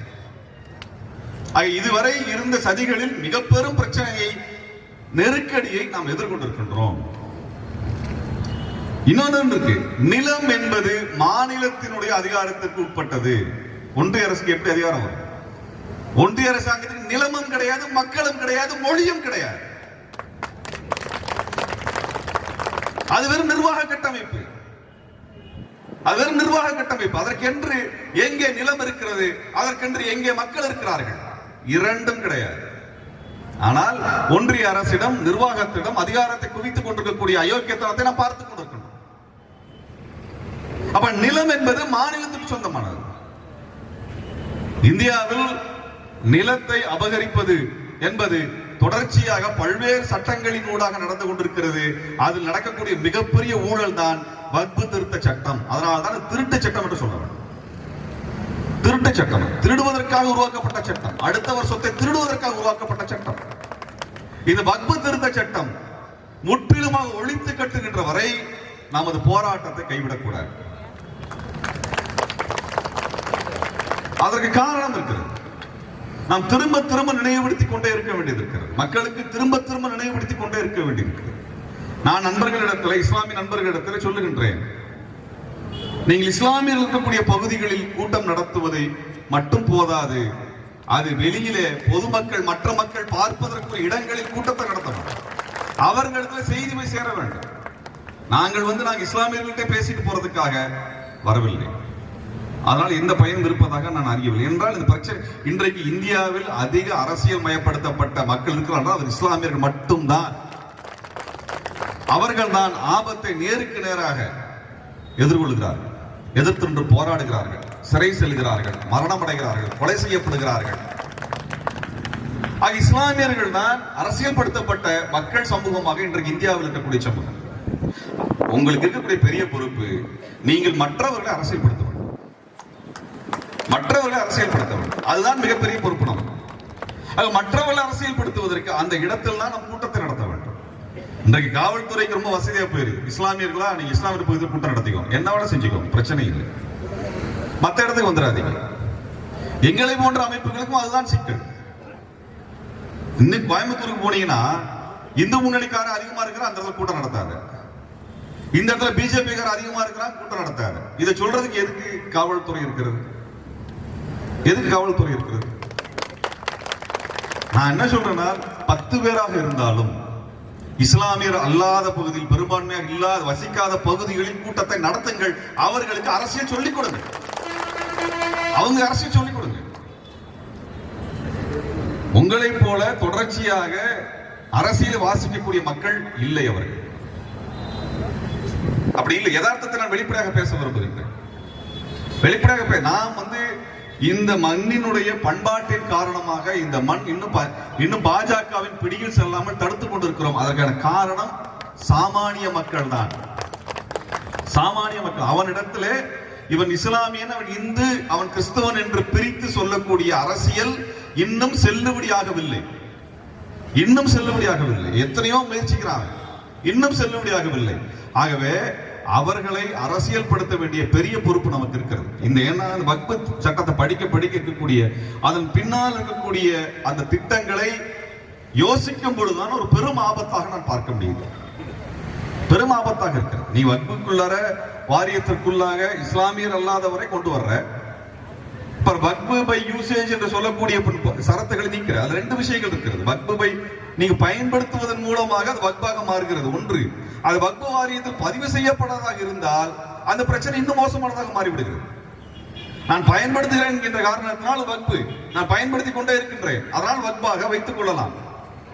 அது ஓரளவு அதை ஏற்றுக்கொள்ளக்கூடிய அந்த சரத்தை, அந்த பிரிவை நீக்கி இருக்கிறார். சரி, நான் பயன்படுத்திருக்கிறேன், அதை வக்ஃபில் பதிவு செய்திருக்கின்றேன் என்றால் பாதுகாப்பு இருக்கிறதா என்றால் அது வக்ஃபு வாரியத்தினுடைய பொறுப்பாளர் இருக்கக்கூடியவர்கள் இஸ்லாமியர் அல்லாதவர்களாக இருக்கிறார்கள். அவன் முடிவு செய்ய முடியும். அடுத்தது, இது ஒரு கலெக்டர் முடிவு செய்ய முடியும். கலெக்டருக்கு தான் நிலத்தின் மீதான அந்த வரி வசூல் செய்யக்கூடிய அதிகாரங்கள் குவிக்கப்பட்டிருக்கு. கலெக்டர் நினைக்க முடியும். இங்க இருக்கிற கலெக்டர் எல்லாம் பாதி பேர் சங்கி பயலா இருக்காங்க. வெளிப்படையா சொல்லிதான். இந்த IAS IPS அதிகாரிகள் பெரும்பாலும் எங்க போய் இந்தியாவில போய் பயிற்சி எடுத்துட்டு வர்றாங்களோ முக்காவாசி கூட்டம் சங்கியா தான் இருக்கிறது. RSS இருந்து பயிற்சி எடுத்து வந்தவரும் இங்க இருக்கிறார். அவர்கிட்ட நம்ம மல்லு கட்ட முடியல. நம்ம சாதாரணமாக ஒரு பட்டா வாங்குவதற்கு என்ன போராடி கொண்டிருக்கோம். நிலத்தின் மீதான ஒரு சென்ட் நிலம் வாங்குறதுக்கு அவ்வளவு போராட வேண்டி இருக்கிறது. ஆனால் இத்தனை ஆண்டு காலமாக சேர்த்து வைத்த இந்த மார்க்கத்திற்காக நீங்கள் சேர்த்திருக்கக்கூடிய சொத்துக்களை ஒரு சட்டத்தின் மூலமாக திருடுவான் என்றால் அதை உயிர் போனாலும் தடுத்து நிறுத்துவதற்கான போராட்டத்தை நடத்தியார்கள். இதான் இங்க இருக்கக்கூடிய பெரிய பிரச்சனை. இது ஏதோ இஸ்லாமியர் பிரச்சனை என்று பொதுஜனம் நம்பிக்கொண்டிருக்கிறது. நான் CAA போராட்டத்தின் பொழுது பேசிய அனைத்து இடங்களிலும், கிட்டத்தட்ட 50 இடங்களில் நான் பேசினேன். 50 இடங்களிலும் சொன்ன விஷயம் அதுதான். இவர்கள் இஸ்லாமியர் நோக்கி வந்திருக்கிறார்கள், ஆனால் இது அனைத்து மக்களுக்குமான பிரச்சனை. அனைத்து மக்களுக்குமாக சேர்த்து இஸ்லாமியர்கள் போராடி கொண்டிருக்கிறார்கள். நீங்கள் உங்களுக்காக போராடவில்லை, உங்களுக்காக மட்டும் போராடவில்லை, ஒட்டுமொத்த சமூகத்திற்காக போராடி கொண்டிருக்கிறீர்கள். நீங்கள் தான் போராட்ட களத்தை முன்னணியில் நிற்கிறீர்கள். அது உங்களுடைய தொடர்ச்சியான 200-250 ஆண்டு காலமாக தொடரக்கூடிய ஒரு பெரிய மரபு, ஒரு பெரிய மரபு. நீ இந்தியாவில் இந்திய விடுதலை போர்னு சொல்லிட்டு அவன் சிப்பாய் கழகத்தை எடுப்பான். சிப்பாய் கழகம் குப்பாய் கழகம்லாம் ஒண்ணும் கிடையாது. நம்ம ஊரில் நடந்த போராட்டம் தான் முதல் சுதந்திர போராக எடுத்துக்கொள்ள வேண்டும், அப்படித்தான் பதிவு செய்ய வேண்டும் என்று பேராசிரியர் ராஜையன் வழக்கு போட்டு அதை உறுதியே பண்ணிட்டார். அதுக்கப்புறம் இந்தியாவின் முதல் சுதந்திர போர் அப்படின்னு சொல்லிட்டு சிப்பாய் கழகத்தை சொல்ல முடியாது. அதுக்கு 100 வருஷத்துக்கு முன்பாக தென்னிந்தியாவில் நாம் நடத்திய போர், ஹைதர் அலி திப்பு சுல்தானோடு மருதுபாண்டிய சகோதரர்களும் தீரன் சின்னமலையும் வீரபாண்டிய கட்டபொம்மனும் ஒண்டி வீரனும் சுந்தரலிங்கமும் நடத்திய போர் தான் இந்தியாவினுடைய முதல் சுதந்திர போர். ஆனா இந்தியா என்ற ஒன்றே கிடையாது. இந்தியா என்ற ஒன்றே பாப்பார் பசங்க சேர்ந்து உருவாக்குனதுதான். அதான் விஷயம், வேற ஒண்ணும் கிடையாது. நாமளா கேட்டோம் போயிட்டு நம்ம மண்ணை காப்பதற்காக போராட்டம் நடத்தினோம். இவனுக்கு தான் தேவைப்பட்டுச்சு அதை வச்சுக்கிட்டு. ஏன்னா எல்லாத்தோட சொத்தையும் கொள்ளையடிப்பதற்கு அவனுக்கு தேவை. ஏன் பார்ப்பனியத்தை எதிர்த்து கொண்டிருக்கிறோம்? பார்ப்பனியம் என்பது ஜாதி அல்ல, அது ஒரு கொள்கை. மக்களை பிரித்து வைக்கக்கூடிய கொள்கை. பொதுவாக நினைச்சுக்க, ஏப்பா நீங்க வந்து ஐயரை திட்டுறீங்க? நாங்க ஐயரை திட்டல, பார்ப்பனர்களை திட்டுகிறோம். பார்ப்பான் என்பது பிராமணன் என்பவன் யார்? பிரம்மாவின் தலையிலிருந்து வந்தவன் என்று சொல்லுகிறான். ஜாதி என்பது அதன் கீழாக வருகிறது. ஜாதி என்று சொன்ன பிரச்சனை இல்லை. ஐயர் ஐயங்கரை நம்ம திட்டுறோம். ஒருவன் தன்னை பிராமணன் என்று சொன்னால் நான் யார்? நீ ஐயரா ஐயங்காரன் சொன்னா நான் என் ஜாதியை சொல்லலாம். ஆனா நான் உன்னை பிராமணன் என்று சொல்ல வேண்டும் என்றால் நான் யார் என்று சொல். பிராமணன் என்றால் பிரம்மாவின் தலையிலிருந்து பிறந்தவன். அப்படி என்றால் நான் யார்? நான் பிரம்மாவின் காலிலிருந்து பிறந்தவன் என்று வருகிறது. அதனால்தான் ரெண்டுக்கு வேறுபாடு இருக்கிறது. பார்ப்பான் என்று சொல்லுவதற்கான காரணம் அதுதான். அது ஜாதி பெயர் அல்ல, வர்ண பெயர். அவன் தான் உருவாக்கிறான். ஏன்னா நான் சொல்ல வேண்டிய பல இடங்களில் நம்ம நண்பர்களை கேட்கிறாங்க. எனக்கு தெரிஞ்ச ஒரு நண்பர், இஸ்லாமிய நண்பர் நினைக்கிறேன், அவரே கேட்டார், நீங்க பெரியார் சொல்ற எல்லா விதத்திலும் எதுக்கு இது பார்ப்பனர்கள் அப்படின்னு சொல்லி திட்டிக்கிட்டே இருக்கணும். நான் கேட்டேன், எல்லாரும் இந்து தான் சொல்றான்.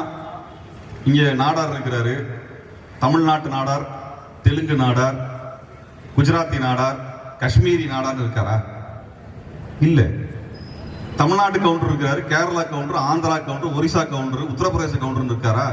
கிடையாது.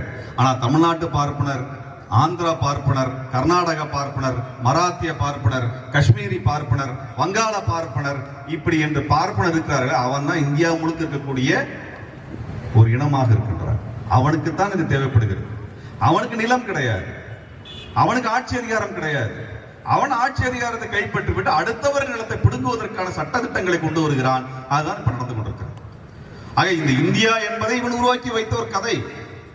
அந்த கதைக்குள்ளாக நம்முடைய சொத்துக்களை எல்லாம் திருடுவதற்காக, ஏன்னா சொல்றதுக்கு எனக்கு நமக்கு முழு உரிமை இருக்கிறது. காரணம், இந்தியாவில் விடுதலை போராட்டம் என்பதை நடத்தியவர்கள் நம்மை போன்ற சாமானிய மக்கள், இஸ்லாமியர்கள், பழங்குடிகள், தேசிய இன மக்கள், அவர்கள் தான் போராட்டம் நடத்தினார்கள். கிட்டத்தட்ட 100 ஆண்டுகளுக்கு மேலாக போராட்டம் நடத்தினார். அந்த 100 ஆண்டு கால போராட்டத்தில் பூலித்தேவன் ஆரம்பித்து 1858 வட இந்தியாவில் நடந்த சிப்பாய் கழகம் வரை இருக்கக்கூடிய 100 வருஷத்தில் எந்த இடத்திலும் பார்ப்பனர்கள் வெள்ளையர்களுக்கு எதிராக போராட்டம் நடத்தவில்லை. காரணம் என்ன அப்படின்னா, வெள்ளைக்காரன் இந்த நாட்டை எப்படி ஆள வேண்டும் என்று பார்த்தபோது இதுக்கென்று சட்டம் வேண்டும்.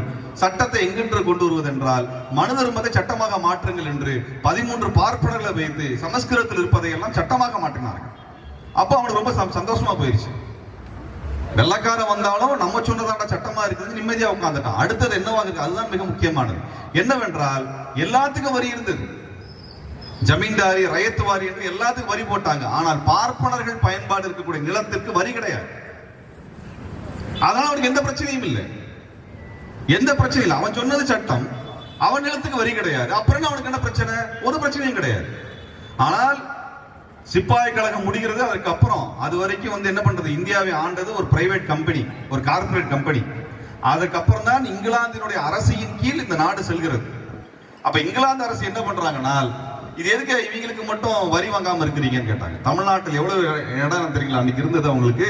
கிட்டத்தட்ட 23 லட்சம் ஏக்கர் நிலப்பரப்பு பார்ப்பனர்களுக்கு வரி கொடுக்காத நிலமாக, பாசன நிலமாக எழுதி கொடுக்கப்பட்டது. இனாமாக எழுதி கொடுக்கப்பட்ட நிலம். இன்னைக்கு ஏதோ பேசுறானு இல்ல, இந்த மாதிரி அவன் எடுத்த நிலம் என்ன, 23 லட்சம் ஏக்கர் நிலம் அரசரிடமிருந்து பார்ப்பனர் தனி பயன்பாட்டிற்கு தமிழ்நாட்டில் மட்டும் கொடுக்கப்பட்டது. 6 லட்சம் இனாம் பத்திரங்களை வைத்திருந்தான்.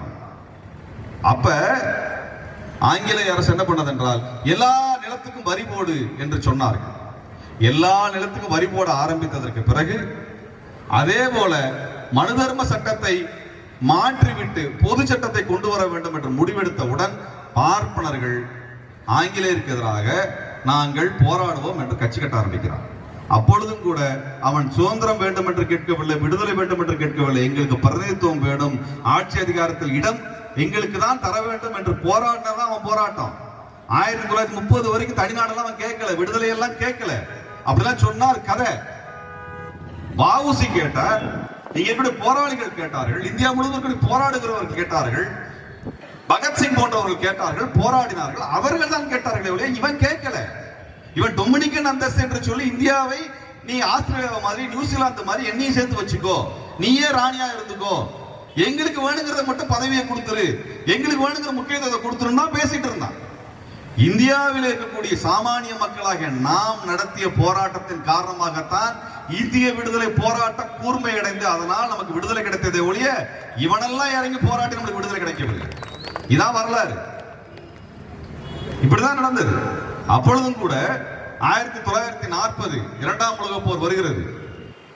இப்ப சுபாஷ் சந்திர போஸ் காங்கிரஸ் வெளியே அனுப்பிட்டாங்க. பாப்பானுங்கெல்லாம் சேர்ந்து காந்தியும் சேர்ந்து வெளியே அனுப்பிட்டாங்க. அவர் போய் படை திரட்டுகிறார். காரணம் என்னவென்றால், இங்கிலாந்தையே பாதுகாக்க முடியாமல் இங்கிலாந்து அரசாங்கம் ஹிட்லரிடமிருந்து அடி வாங்கி கொண்டிருக்கிறது. இங்கிலாந்தினுடைய 4.5 லட்சம் படை வீரர்கள் பிரான்ஸ் தேசத்துக்குள் மாட்டிக்கொண்டான். அவன் இங்கிலாந்துக்கே போக முடியல. டன்கர்க்னு ஒரு படம் வந்திருக்கு, போய் பாருங்க. ஒட்டுமொத்த இங்கிலாந்தின் ராணுவம் எங்க இருந்ததுன்னா பிரான்ஸ்ல இருந்தது. மாட்டிக்கிச்சு, ஜெர்மன் படைகிட்ட மாட்டிக்கிச்சு. அப்ப சொந்த நாட்டை காப்பாற்ற முடியாமல் இங்கிலாந்து தடுமாறி கொண்டிருக்கிறது. இங்கிருந்து படைகளை எல்லாம் அவன் ஆங்கிலேயரோட காலனியை காப்பாற்ற அனுப்பினா, இந்தியாவை பாதுகாப்பதற்கு அவனுக்கு படை இல்லை. அந்த சமயத்தை பயன்படுத்தி கொண்டுதான் சுபாஷ் சந்திர போஸ் படை திரட்டுவதற்கு வந்து இறங்குகிறார். சுபாஷ் சந்திர போஸ் படை திரட்டுவதற்காக பெருமளவில் நிதி கொடுத்தவர்கள் இஸ்லாமியர்கள். இது வரலாறு மறந்துவிடவில்லை. நாம் திரும்ப திரும்ப மக்களுக்கு சொல்ல வேண்டியிருக்கிறது. சுபாஷ் சந்திர போஸ் 3 லட்சம் பேரை கொண்ட படையை திரட்டினார் என்றால் அதற்கான பெரும் தொகையை மலேசியாவிலும் சிங்கப்பூரிலும் திரட்டி கொடுத்தவர்கள் இஸ்லாமியர்கள். தமிழர்கள் அந்த படையில இணைந்தார்கள். 3 லட்சம் பேர் கொண்ட படையை திரட்டினார் சுபாஷ் சந்திர போஸ். அவரது படை ஜப்பான் என்ற படையோடு சேர்ந்து இந்தியாவை அவர்கள் விடுவிப்பதற்காக சுபாஷ் சந்திர போஸ் படை நகர்த்திய பொழுது வெள்ளைக்காரனுக்கு வேறு வழி இல்லை, இந்தியாவை விட்டு வெளியேற வேண்டிய நிலைமை. ஏன்னா மலேசியா விட்டு வெளியே ஓடிட்டான், சிங்கப்பூர் விட்டு ஓடிட்டான், பர்மாவை விட்டு ஓடிட்டான். இந்தியாவை விட்டு ஓடலான்னு சொல்லி அவன் மூட்டை கட்டி கொண்டிருந்த பொழுது இவன் சொல்றானே தேச பக்தன் என்று, அந்த சாவர்கர் வெள்ளையர் அரசாங்கத்தை நேரடியா போய் சந்திச்சு நான் படை திரட்டி தரேன்னு சொல்லி 10 லட்சம் பேர் படை திரட்டி கொடுத்தார். சாவர்கர் திரட்டி கொடுத்த படையை வைத்துக் கொண்டுதான் ஆங்கிலேயர்கள் சுபாஷ் சந்திர போஸின் படையை வீழ்த்தினார்கள் என்பது வரலாறு. நாங்கள் இந்த உண்மையை 6 வருஷத்துக்கு முன்னாடி எடுத்து சொன்னோம். 6 ல இருந்து 8 வருஷத்துக்கு முன்னாடி எடுத்து சொன்னோம். இதாண்டா அவங்க வரலாறு, இதான் RSS காரன் வரலாறு, இதுதான் இந்து மகாசபையின் வரலாறு, இதான் சாவர்கரின் வரலாறு, இதான் பிஜேபியின் வரலாறு. இந்த நாட்டை காட்டி கொடுத்ததாண்டா அவன் வரலாறு. நீ காட்டி கொடுத்ததால் தான் சுபாஷ் சந்திர போஸின் படை வீழ்த்தப்பட்டது. அந்த படையில் இருந்த தமிழர்கள் படுகொலை செய்யப்பட்டார்கள். நமக்கென்று தனியாக அவனிடத்தில் பழி நிறுத்திக் கொள்வதற்கு நமக்கென்று வரலாறு இருக்கிறது. இந்த மண்ணிலிருந்து சென்று சுபாஷ் சந்திர போஸினுடைய படையில் சேர்ந்த பெரும்பாலான தமிழர்கள் படுகொலை செய்யப்பட்டதற்கான ஒற்றை காரணம் சாவர்கர். ஒற்றை காரணம் சாவர்கர். மறந்து விடாது. இதை போய் சொல்லுங்க எல்லாத்துக்கும். அந்த கணக்கை நாம் தீர்த்து கொள்ள வேண்டியது இருக்கிறது. பாரதிய ஜனதா கட்சியினுடைய கொடி இந்த மண்ணிலிருந்து அகற்றப்படும் வரை எங்கள் இயக்கம் போராடும் என்று ஒவ்வொரு மேடையும் சொல்லிக் கொண்டிருக்கிறார்.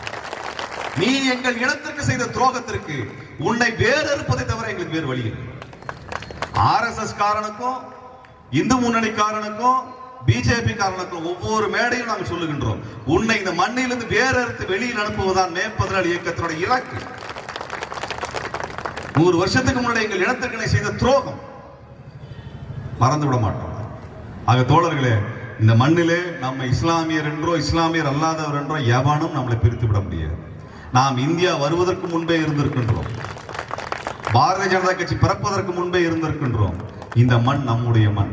இந்த மண்ணில் எவனும் வந்து கொடி நாட்டி இந்த நிலத்தை இஸ்லாமியர்களுக்கு பிடித்து கொடுப்பதற்கு எந்த தமிழனும் ஒற்றுக்கொள்ள மாட்டான். எந்த தமிழனும் ஒத்துக்கொள்ள மாட்டான். அவ்வளவு சீக்கிரமா இங்க நம்முடைய உரிமையை பறித்து விடுவதற்கு நாம் அனுமதிக்க மாட்டோம். நமக்கான பிணைப்பு என்பது வரலாற்று ரீதியான பிணைப்புங்க. எல்லா இடத்தையும் எடுத்துக்கொண்டோம் என்றால் நமக்கு இங்கே இஸ்லாம் என்பது இயல்பாக மனித உறவுகளின் வழியாக வந்த ஒரு வழிமுறை. அது இயல்பாக நம் மக்களோடு மக்களாக கலந்து நிற்கிறது. நான் பல இடங்களில் சொல்லி இருக்கின்றேன். மதுரையில பிரச்சனை பண்ணான மதுரையில் இருக்கக்கூடிய காஜிமார் பெரிய பள்ளிவாசல் எப்பொழுது உருவாக்கப்பட்டது? பாண்டியர் காலத்தில் உருவாக்கப்பட்டது. 1000 வருடங்களுக்கு முன்பாக. மாரவர்மன் சுந்தரபாண்டியன் அதற்கு நிலத்தை கொடுத்திருக்கின்றார். அங்க என்னடா போய் சண்டை போட போற நீ? சங்கிப்பல் கேட்கிறோம். அவங்களை அடிச்சு வரட்டாம நம்மால் தமிழ்நாட்டை மீட்டெடுக்க முடியும். சில பேருக்கு சில மொழிகளில் தான் நம்ம பதிலளிக்க முடியும். தமிழ்நாடு அந்த மொழியை அவனுக்கு ஒரு நாள் கற்றுக் கொடுக்கும். போன வருஷம் நாங்கள் தேர்தலுக்கு போன பொழுது கோவையில் இதே போலத்தான் வந்து நின்னானு, பாரத் மாதா கி ஜெய், பாரத் மாதா கி ஜெய். தமிழ்நாடு தமிழருக்குன்னு சொன்னோன்னா ஓடி போயிட்டான். நிற்பதற்கான துணிச்சல் இல்லை. அதோட ஜெய் ஸ்ரீராம் சொன்னாலும் சரி, பாரத் மாதா கி ஜெய்ன்னு சொன்னாலும் சரி, தமிழ்நாடு தமிழருக்கு என்று சொல்லி நாம் எல்லாம் தமிழர்கள். நமக்குள் இருக்கக்கூடிய கடவுள் வழிபாட்டு முறைகள் வேறுவேறாக இருக்கலாம். ஆனால் இந்த நிலம் நம்முடைய நிலம், இந்த மொழி நம் மொழி, நாம் தமிழர்கள் என்று திருப்பி சொல்லும் பொழுது அவனுக்கு பதில் கிடையாது. ஆக அன்பானவர்களே, இந்த எழுச்சியான போராட்டம் பெரிய நம்பிக்கை கொடுக்கிறது. கன்னியாகுமரியில் இருந்து எழக்கூடிய குரல் டெல்லியை அசைக்கும், அசைத்து பார்க்கும். இங்கே அதிமுகவை மிரட்டி கூட்டணி வைத்திருக்கிறார்கள். தமிழ்நாட்டில் அதிமுக என்கின்ற ஒரு கட்சியை அழிக்கின்ற வரை ஓய மாட்டார்கள். அதிமுகவை பாதுகாப்பதற்கு அந்த கட்சியில் ஆள் இல்லை. பரிதாபமாக இருக்கிறது. ஒரு கவுன்சிலர் சீட்டு கூட ஜெயிக்காத ஒரு கட்சி இந்த மண்ணை ஆண்ட பல முதலமைச்சர்களை உருவாக்கிய இன்னொரு கட்சியை கூப்பிட்டு மிரட்டி உட்கார வச்சு கூட்டணி போட்டிருக்கான்னு சொல்லியிருக்காங்க. கட்டாய தாலி கட்டியிருக்காங்க, வேற ஒன்றும் கிடையாது. இந்த அநியாயத்தை கண்டு அதிமுகவின் தொண்டர்கள் எதிர்த்து போராட வேண்டும். நம்ம அதிமுகவுடைய தலைவர்களை நம்பி எல்லாம் எந்த பயனும் கிடையாது. எல்லார் வீட்லயும் அமலாக்கத்துறை குத்தவச்சு உட்காந்துருக்கான்னு நினைக்கிறேன். அவங்க பண்ண ஊழலுக்கு அத்தனை அமலாக்கத்துறை உள்ள உட்கார்ந்துருப்பான். அவர்களை நம்பிக்கொண்டிருந்தால் அந்த கட்சியை காப்பாற்ற முடியாது. அதிமுக தொண்டர்கள் வீதியில் இறங்கி போராட்டம் நடத்தினால்தான் சாத்தியம். ஒரு காலத்தில் இப்படிதான் அதிமுக கொண்டு போய் காங்கிரஸ் கொண்டு போய் அதிமுக கூட்டணி வைக்கிறேன் என்று சொன்ன பொழுது அன்றைக்கு காங்கிரஸ் கட்சியிலிருந்து மிகப்பெரிய குழு பிரிந்து வெளியேறியது. அப்படி ஏதாவது நடந்தாலும் அதிமுக கட்சியை காப்பாற்ற முடியும். இன்னும் நீங்க அதிமுகவினுடைய நண்பர்களாக இருக்கக்கூடிய சொல்லிவிடுங்கள், அதிமுகவை காப்பாற்ற வேண்டும், அதிமுக காப்பாற்ற முடியும், இல்லை என்றால் முடியாது. ஒரு வருடத்தில் தேர்தல் வர இருக்கிறது. நாம் தெளிவான முடிவுகள் எடுத்தாக வேண்டும். நீங்க அதிமுக பாரதிய ஜனதா கட்சி கூட்டணி என்பது உடைந்தாக வேண்டும், அல்லது அவர்கள் தோற்றோட வேண்டும். ரெண்டு தான் இருக்குது. ரெண்டு தவிர வேறு வழி கிடையாது. அதிமுக எத்தனை காலம் தான் மக்களுக்கு துரோகம் செய்து கொண்டே இருக்கும்? எத்தனை காலம் தான் செய்து கொண்டிருக்கும்?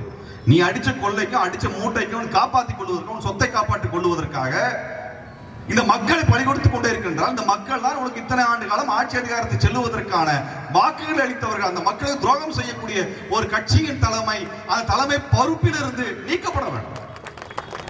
நமக்கு பொறுப்பு இருக்குதுங்க. மாநில கட்சியை நம் கண் முன்னால் அழித்துக் கொண்டிருக்கின்றார். அந்த கட்சியின் மீது நமக்கு 1000 விமர்சனம் இருக்கலாம். ஆனால் அது தமிழ்நாட்டின் கட்சி, ஒரு மாநில கட்சி, அதிகாரத்தில் இருந்த கட்சி. அந்த கட்சியும் சில நல்ல திட்டங்களை கொண்டு வந்திருக்கின்றன.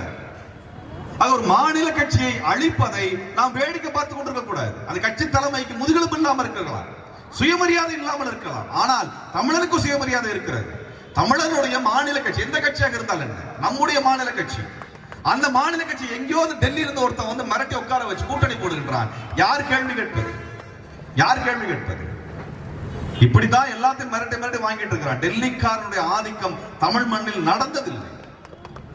என்னைக்கா டெல்லிக்காரன் தமிழ்நாட்டில் ஆட்சி நடத்தி இருக்கின்றானா? இல்லை. நம்முடைய வரலாறில் 5000 ஆண்டுகள வரலாற்றில் கிடையாது. டெல்லிக்காரன் ஆதிக்கம் நம் மண்ணில் நடந்தது கிடையாது. அவனது கொடி நம் மண்ணில் பறந்தது கிடையாது. இன்னைக்கு நம்ம இதுவரைக்கும் இந்த கடந்த 10 ஆண்டுகளில் பாரதிய ஜனதா கட்சிக்கு ஓட்டு போட்டு மோடியை செலக்ட் பண்ணிருக்கோமா? ஒரு எம்பி போயிருக்காரா? ஒரு எம்எல்ஏ கொண்டு அனுப்பணுமா? நம்ம ஒரு கவுன்சிலர் ஜெயிச்சானுங்களா அவனுங்க? ஆனா அவன் கொண்டு வர சட்டத்தை நாம் தலையில் ஏற்றுக்கொள்ள வேண்டும் என்று திணிக்கிறான். என்ன அநியாயம், என்ன அயோக்கியத்தனம் இது? இது ஒட்டுமொத்த மாநிலம் ஒரு கட்சி நிராகரித்து இருக்கிறது. நீ வேணான்னு சொல்லியிருக்கோம், அயோக்கியன்னு சொல்லியிருக்கோம், நீ தமிழனுக்கு எதிரி என்று சொல்லியிருக்கின்றோம். அவன் டெல்லியில உட்கார்ந்து சட்டம் போடுறான். அந்த கட்சிக்காக இங்க கொடி தூக்கிட்டு போறானே, இவன் என்ன பண்றது? ஆக அன்பானவர்களே, நாம் ஒன்றுபட்டு நிற்க வேண்டும், வலிமையாக நிற்க வேண்டும். மீனவர்களுக்கு பல சட்டங்கள், பல கொடுமையான சட்டங்கள். மீனவர் வள மசோதா என்று ஒன்று கொண்டு வந்திருக்கின்றார். அவ்வளவு கொடுமையான சட்டம். சட்டம் முழுமையாக நடைமுறைப்படுத்தப்படும் என்றால் மீனவனுக்கு வாய்ப்பே இருக்காது, தொழில் வாய்ப்பே இருக்காது. அதே போல காடு பாதுகாப்பு சட்டம், அந்த மக்களுக்கு எந்த வாய்ப்பும் கிடையாது. காடுகளுக்குள் வாழக்கூடிய பழங்குடி எந்த வாய்ப்பும் கிடையாது. மத்திய பிரதேசம், ஜார்க்கண்டிலும் பழங்குடிகளை கொன்று அழித்துக் கொண்டிருக்கிறார்கள். ஒரு செய்தி வெளியில் வர மாட்டேங்குது. நூற்றுக்கணக்கான பழங்குடிகள் கொன்று படுகொலை செய்யப்படுகிறார்கள். காரணம், அந்த நிலத்தை எடுத்து அவன் யாருக்கு வேண்டுமானால் கொடுக்கலாம் என்று நினைத்துக் கொண்டிருக்கின்றான். அதுதான் நாளைக்கு வக்புக்கு வழியாக நடத்தப்பட போகிறது. இன்னைக்கு புதுசா ஒரு நிலம் வாங்க முடியாதுங்க. பெரும்பாலான நிலம் ஒரு 5 ஏக்கரோ 10 ஏக்கர் நிலமோ வாங்க முடியாது, நகரத்துக்குள் வாங்க முடியாது. ஆனால் அதை வக்பினுடைய அதிகாரத்தை பறிப்பதன் மூலமாக அந்த நிலத்தை அபகரித்துக் கொள்ள முடியும். இதை பார்த்த இஸ்லாமியர்களை பார்த்து அவர்களது போராட்டத்தை பார்த்து கிறிஸ்தவர்களும் வீதிக்கு வந்தாக வேண்டும். இல்ல அவங்களுக்கு தான் பிரச்சனை, எனக்கெல்லாம் பிரச்சனை நினைச்சிட்டு இருந்தாங்கன்னா நாளைக்கு அவங்களுக்கும் இதே நிலைமை தான் வந்துருக்கு. நமக்கு இருக்கக்கூடிய பெரிய பிரச்சனையே தனித்தனியாக போவதுதான். அதான் அவனுக்கு வெற்றி வாய்ப்பாக இருக்கிறது. ஆகவே நமது போராட்டத்தை மைய போராட்டமாக, ஏன்னா தமிழ்நாடு தாங்க எல்லாத்துக்கும் வழிகாட்டி இருக்கிறது. சிஏஏக்கு நம்ம நடத்துற போராட்டம் போன்ற ஒரு போராட்டம் இந்தியாவில் எங்கும் நடக்கவில்லை. டெல்லியில் நடந்த பொழுது அவன் ஒடுக்கினான், 60 பேரை படுகொலை செய்தார். என்ன படுகொலை நடந்தது? இன்றைக்கு வரைக்கும் இந்தியாவில் பாபர் மசூதி இடிக்கப்பட்ட நாள் டிசம்பர் 6 என்பதை அடையாளப்படுத்தி மறக்க மாட்டோம் என்று சொல்லக்கூடிய ஒற்றை குரல் தமிழ்நாட்டிலிருந்து மட்டும்தான் வருகிறது. ஒற்றை குரல் தமிழ்நாட்டில் வேற எந்த மாநிலத்திலும் வருவதா எனக்கு தெரியல. அதை நாம் மறக்கவில்லை. ஏனென்றால் பாசிஸ்டுகளை ஒழித்து கட்ட வேண்டும் என்றால் வரலாறை நாம் மறக்கக்கூடாது. வரலாறை மறக்கக்கூடாது. நீங்க டிசம்பர் 6க்கான போராட்டங்கள் நடக்கலைன்னால் தமிழ்நாட்டுக்கு ஞாபகத்தில் இது இருக்காது. நாங்க ஏன் மே 17 இயக்கம் வச்சோம்னா ஒரு 1.5 லட்சம் பேர் படுகொலை பண்ணாண்டா, இங்கதான்டா பக்கத்துல படுகொலை பண்ணாண்டா நம்மால் மறந்துடுவான். அதனால சொல்ல வேண்டியது இருக்கிறது. ஏன் மே 17 இயக்கம் என்று பெயர் வைத்தீர்கள் ஒவ்வொரு முறையும் கேட்பாங்க. சொல்லுவோம் இதான் காரணம், இதான் காரணம், இதுதான் காரணம். அதனால போராட்டத்தை தொடர்ச்சியாக நடத்தி கொண்டிருந்தால் மட்டும்தான் இந்த பாரதிய ஜனதா கட்சியை நாம் விலக்கி வைக்க முடியும், ஒதுக்கி வைக்க முடியும், வேறு இருக்க முடியும், விரட்டி அடிக்க முடியும். இல்லைன்னா முடியாது. ஆக அன்பானவர்களே, நீங்கள் அடுத்து பேச வேண்டியது ஒன்று என்னன்னா, இன்றைக்கு தொலைக்காட்சி விவாதங்கள் ஊடகங்களில் இஸ்லாமியர்கள் பெருமளவில் கிடையாது. அவனுக்கு இருக்கக்கூடிய ஒரே ஆறுதல் ஆளு ஷானவாஸ் பேசுவார். ஆனா சங்கி பயல்கள் எல்லா கூட்டத்திலும் எல்லா டிபேட்லையும் கூட்ட உட்கார வச்சிருக்காங்க. எல்லா டிபேட்லையும், அதாவது ஒரு விவாதம் என்பது வந்துங்க இந்த தரப்பு இந்த தரப்பு எதிர்த்தரப்பு வைக்கிற பேர் விவாதம் அல்ல. ஒரு பொருளை பற்றி தெரிந்தவர்கள் விவாதிப்பதுதான் விவாதம். ஒரு சப்ஜெக்ட் தெரிஞ்சவங்க பேசுறதுதான் விவாதம். ஒரு அறுவை சிகிச்சை நடக்குதுன்னா டாக்டருங்க உட்கார்ந்து பேசுறதுதான் விவாதம். சம்பந்தமே இல்லாம அங்க சிவில் இன்ஜினியரை கொண்டு வந்து உட்கார வச்சு பேசுற விவாதம் கிடையாது. ஜோசியக்காரனை கொண்டு வந்து உட்கார வைக்கிறது. நீங்க தொலைக்காட்சி, நான் சொல்றேன், இந்த ஊடகங்களை நாங்கள் ஒரு பொழுது நம்புறதில்லை. எங்களுக்கு, எனக்கோ தோழர் சுந்தரவள்ளிக்கோ எங்களுக்கு கூட பெரிய சிக்கல் என்னன்னா, பெரிய சிக்கல் நம்மளுக்கு வெளியே எங்க போனாலும் நம்மளை பார்த்து கை கொடுக்கக்கூடிய அடுத்த கேள்வி என்னங்க இப்பெல்லாம் அவங்களால காண்றதே இல்லை. நான் கேட்க எந்த ஊடகத்தில் எங்களை காமிக்கிறான்? இன்றைக்கு காலையில சென்னையில ஒரு நிகழ்ச்சி, நேற்றைக்கு ஒரு நிகழ்ச்சி, கடந்த 10 நாட்கள் அந்த வீட்டுக்கே போல 10 நாட்களாக 10 நிகழ்ச்சியில் பங்கெடுத்திருக்கிறோம், போராட்டங்களில் பங்கெடுத்திருக்கிறோம். எந்த நிகழ்ச்சி வரவில்லை. மோடியினுடைய வரியை கண்டித்து நாங்கள் கருப்புடி ஆர்ப்பாட்டத்தை போட்டு நடத்தி மதுரையில சாலை மறியல் செய்கிறோம். போராட்டம் ஆரம்பிக்கிற வரைக்கும் ஊடகங்கள்லாம் இருக்குது. ஆரம்பிச்சுனா ஊடகங்கள் போயிடுச்சு, எந்த செய்தி வரல. அன்றைக்கு மாலையில ட்ரெயின்ல வரும்போது என்ன சார் இப்பெல்லாம் உங்களை பார்க்கறதே இல்லை, இப்பெல்லாம் போராட்டமே நீங்க பண்றது இல்லை. இது ஏன் செய்யறாங்க? ஏனென்றால் இன்றைக்கு கட்சிக்கு அப்பாற்பட்டு ஒரு குரல் வரக்கூடாதுன்றது தெளிவாக இருக்கிறார். வேற குரல் வந்து விடக்கூடாது, துணிச்சலான குரல் வந்து விடக்கூடாது. கடந்த 4 வருடங்களில் வருத்தத்தோடு சொல்லுகின்றேன், தமிழ்நாட்டில் பாரதிய ஜனதா கட்சி எதிர்ப்பு அரசியல் என்பது மட்டுப்படுத்தப்பட்டது. நீங்கள் அதுக்கு போராடாதீங்க, கருப்பொடி காட்டாதீங்க. மோடி வர்றப்ப எவ்வளவு தூரம் பயந்துக்கிட்டு சோறை அடிச்சுக்கிட்டு ஐஐடிக்குள்ள ஒளிஞ்சு ஓடினாருங்கிற கதை நமக்கு தெரியும். ஆனால் கடந்த 4 ஆண்டுகளில் நடக்கவில்லை. நான் விமர்சன பூர்வமா வைக்கிறேன், வருத்தத்தோடு வைக்கின்றேன். இந்த 4 ஆண்டுகளில் நடக்கவில்லை. அதையெல்லாம் மட்டுப்படுத்த நீ அறிக்கையை வைத்துக் கொண்டு அரசியல் செய்து விட முடியாது, மக்களை அரசியல் படுத்தி விட முடியாது. ஏழை எளிய மக்கள் நேரடியாக களத்தில் இறங்கினாதாங்க இந்த பிஜேபி காரனை விரட்ட முடியும். அது நடக்கல. நீண்ட காலம் கழித்து இன்றைக்கு இஸ்லாமியர்கள் ஆரம்பித்திருக்கிறீர்கள், நீங்கள் ஆரம்பித்திருக்கிறீர்கள். இந்த போராட்டம் விரிவடைஞ்சாதான் வருகின்ற 2026 தேர்தல் என்பது தமிழ்நாட்டிற்கான தீர்வை கொடுக்கும். நீங்க இறங்கினதனுடைய முக்கியத்துவம் எங்களுக்கு நன்றாக தெரியும். அவர்களெல்லாம் நீங்க எல்லாம் ஏன் ஊடகத்தில் இல்ல, உங்களெல்லாம் பார்க்கவே முடியலன்னு சொல்ற அர்த்தம் என்ன? இங்க எல்லாம் பிஜேபி எதிர்ப்பு என்பதை கைவிட்டு விட்டீங்களா கேள்விதான். நீங்க ஆளும் கட்சி எதிர்த்து கேள்வி கேட்பதில்லையா என்று கேட்கிறார்கள். நியாயத்தை கேட்கிறோம். எந்த கட்சி ஆட்சி இருந்தாலும் எங்களுக்கு பிரச்சனை இல்லை. மக்களுக்கான நியாயத்தை நாங்கள் கேட்பதில்லை, என்றைக்குமே பின்வாங்குவதில்லை, என்றைக்கும் நாங்கள் பின்வாங்குவதில்லை. இன்னும் சொல்ல வேண்டும், அதிமுக ஆட்சி காலத்தை விட இந்த ஆட்சி காலத்தில் அதிக போராட்டத்தை நடத்தி கொண்டிருக்கின்றோம். ஏனென்றால் எங்களுக்கு எந்த ஆட்சி வந்தாலும் மக்களுக்கு தேவையான நடைமுறை ஆகணும், அதுதான் எங்களுக்கு தேவை. நாங்கள் எம்எல்ஏ ஆகணும், அமைச்சர் ஆகணும் வந்து நிற்கிறோம் கிடையாது. ஆனால் இன்றைக்கு திட்டமிட்டு ஊடகங்களில் சமூகத்திற்காக போராடக்கூடிய ஒரு குரல் பதிவு செய்யப்படுவது. நான் தமிழ்நாட்டின் பல மேடைகளுக்கு சென்றிருக்கின்றேன். பல இஸ்லாமிய தோழர்கள் அரசியல் தெளிவுடன் தகவலை நுணுக்கமாக பேசுகின்ற விவாதிக்கின்ற பல தோழர்களை பல மேடைகளை நான் பார்த்திருக்கின்றேன். அதுபோன்ற அரசியல் நுணுக்கத்தோடும் தெளிவோடும் பேசுகின்ற வாதம் செய்கின்ற தோழர்களை நான் பெரும் கட்சியில் கூட பார்த்ததில்லை. ஆனால் சின்ன இயக்கமாக இருந்தாலும் அல்லது கட்சியே இல்லாமல் இருந்தாலும் இஸ்லாமியர்கள் அரசியல் வயப்பட்டு நிற்கிறார்கள். ஆனால் அவர்களுக்கு ஊடகங்கள் இடம் இல்லை, ஊடகங்கள் இடம் கிடையாது. அதிகபட்சம் இஸ்லாமிய பிரச்சனை வந்தா இஸ்லாமியரை கூப்பிடு, தலித்துகள் பிரச்சனை வந்தா தலித்துகளை கூப்பிடு, மாணவர் பிரச்சனை வந்தா மாணவனை கூப்பிடு, சூழலியல் பிரச்சனை சூழலை கூப்பிடு, இலங்கை பிரச்சனையா மே 14 இயக்கத்தை கூப்பிடு, இவ்வளவுதான் வச்சிருப்பான். ஆனா எல்லாத்துக்கும் பிஜேபி காரனை கூப்பிடு, எல்லாத்துக்கும் சங்கி பயில கூப்பிடு, எல்லாத்துக்கும் வலதுசாரியை கூப்பிடு, எல்லாத்துக்கும் வலதுசாரி பத்திரிகையாளனை கூப்பிடு. இது என்னங்க விவாதம்? இது என்னங்க ஜனநாயகம்? என்ன ஜனநாயகம் அது? அவன் எல்லாத்தையும் எக்ஸ்பர்ட் ஆவன். இது நடக்கிற திட்டமிட்டு நடக்கிறது. இதனால் தான் கடந்த 4 ஆண்டுகளில் இந்த சனாதன எதிர்ப்பு அரசியல், இந்துத்துவ எதிர்ப்பு அரசியல், பாரதிய ஜனதா கட்சி எதிர்ப்பு அரசியல் எதையும் ஊடகத்தில் அம்பலப்படுத்தவே முடியல. எத்தனையோ விஷயங்கள் இருக்கிறது. இன்றைக்கு வக்பு குறித்து அத்தனை நுணுக்கமான விஷயங்களை என்னால் பேச முடியும். ஆனால் ஒரு ஊடக விவாதத்தில் கூட அதற்கான அனுமதி கிடையாது. அது முழுக்க முழுக்க பாரதிய ஜனதா கட்சி ஆதரவாக ஊடகங்கள் அதை நிராகரிக்கின்றன. அது மட்டுமல்ல, திமுகவினுடைய ஆதரவு ஊடகங்களும் அதைத்தான் செய்கின்றன. இதான் நடக்குது. இது ஏன் சொல்கிறேன் என்றால், அந்த ஊடகங்களுக்கு யார் கேள்வி எழுப்பு? யார் கேள்வி எழுப்பு? இப்ப நீங்க நடத்துறீங்க, இவ்வளவு பேர் திரண்டு இருக்கிறாங்க, இது ஏதாவது செய்தியாகுமா? ஏதாவது செய்தியாகுமா? நேற்று விஜய் வந்து அவருடைய கட்சி கூட்டத்தை நடத்தினாராம், அது செய்தியா போடுறோம்? சொல்லுங்க. சீமான் விமானத்தில் ஏறினா ஒரு செய்தி, இறங்கினா ஒரு செய்தி, தும்முனா ஒரு செய்தி. இதெல்லாம் செய்தியா இருக்கணுமோ? செய்திக்குரிய ஆளா அவங்க எல்லாம்? அண்ணாமலை பேசுறதெல்லாம் செய்தியா மாத்துறது. அவரு சென்னையில் விமானம் ஏறினா அங்க போய் ஊடகம் நிக்கிறது, இறங்குற இடத்துல ஊடகம் நிக்கிறது, போய் எங்க நிகழ்ச்சி பங்கெடுத்து அங்க ஊடகம் நிக்கிறது, எல்லா இடத்துக்கும் ஊடகம் போய் இது மட்டும்தான் செய்தியாக மாற்றப்படுகிறது.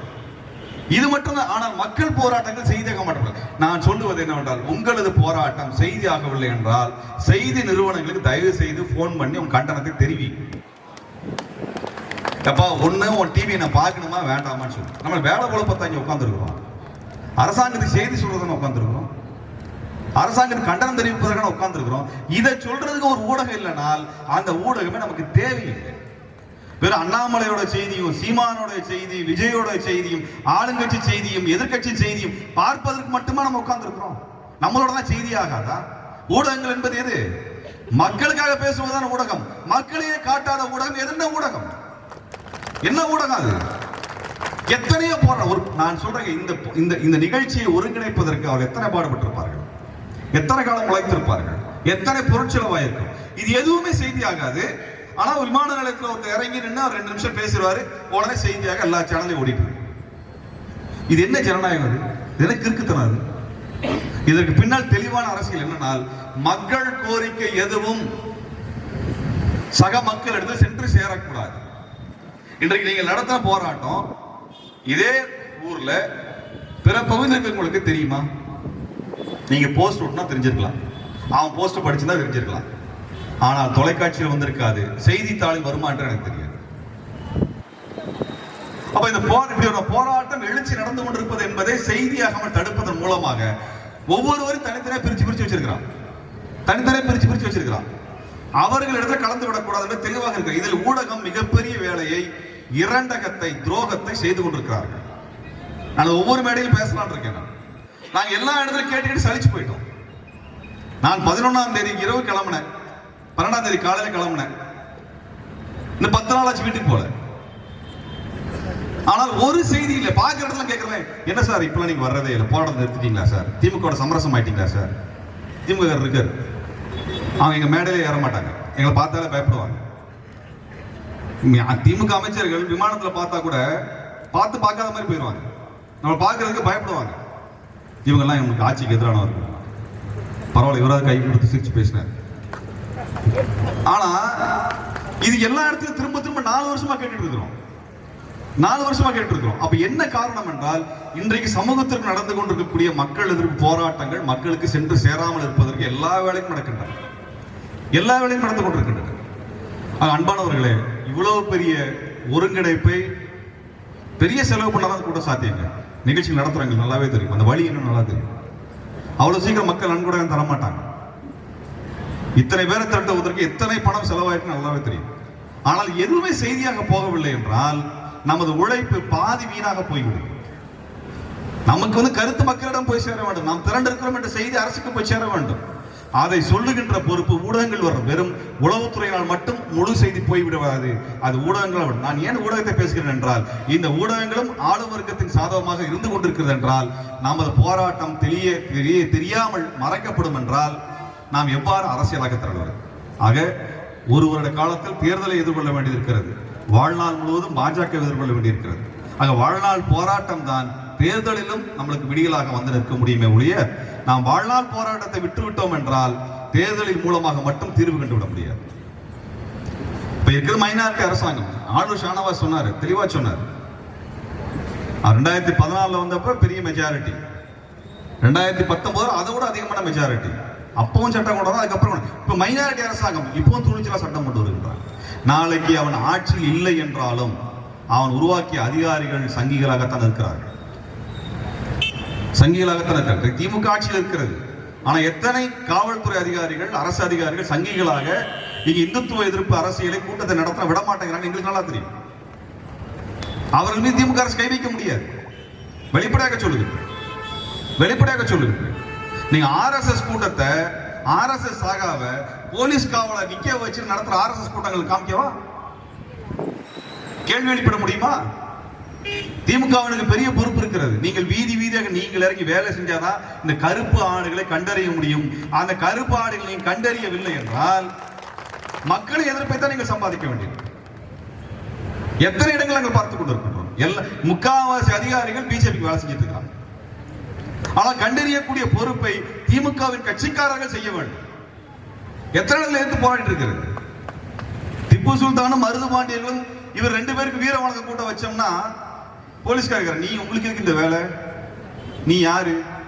அவனை மருது பாண்டிய ஜாதியான்னு கேட்கிறான். என் கோர்ட்டு கொண்டு போனோம்னா திமுக பிபி அதே கேள்வி கேட்கிறாரு, நீங்க உங்களுக்கு அந்த ஜாதிக்கு என்ன சம்பந்தம் கேட்கிறாரு. இந்த லட்சணம் தான் இருக்குது.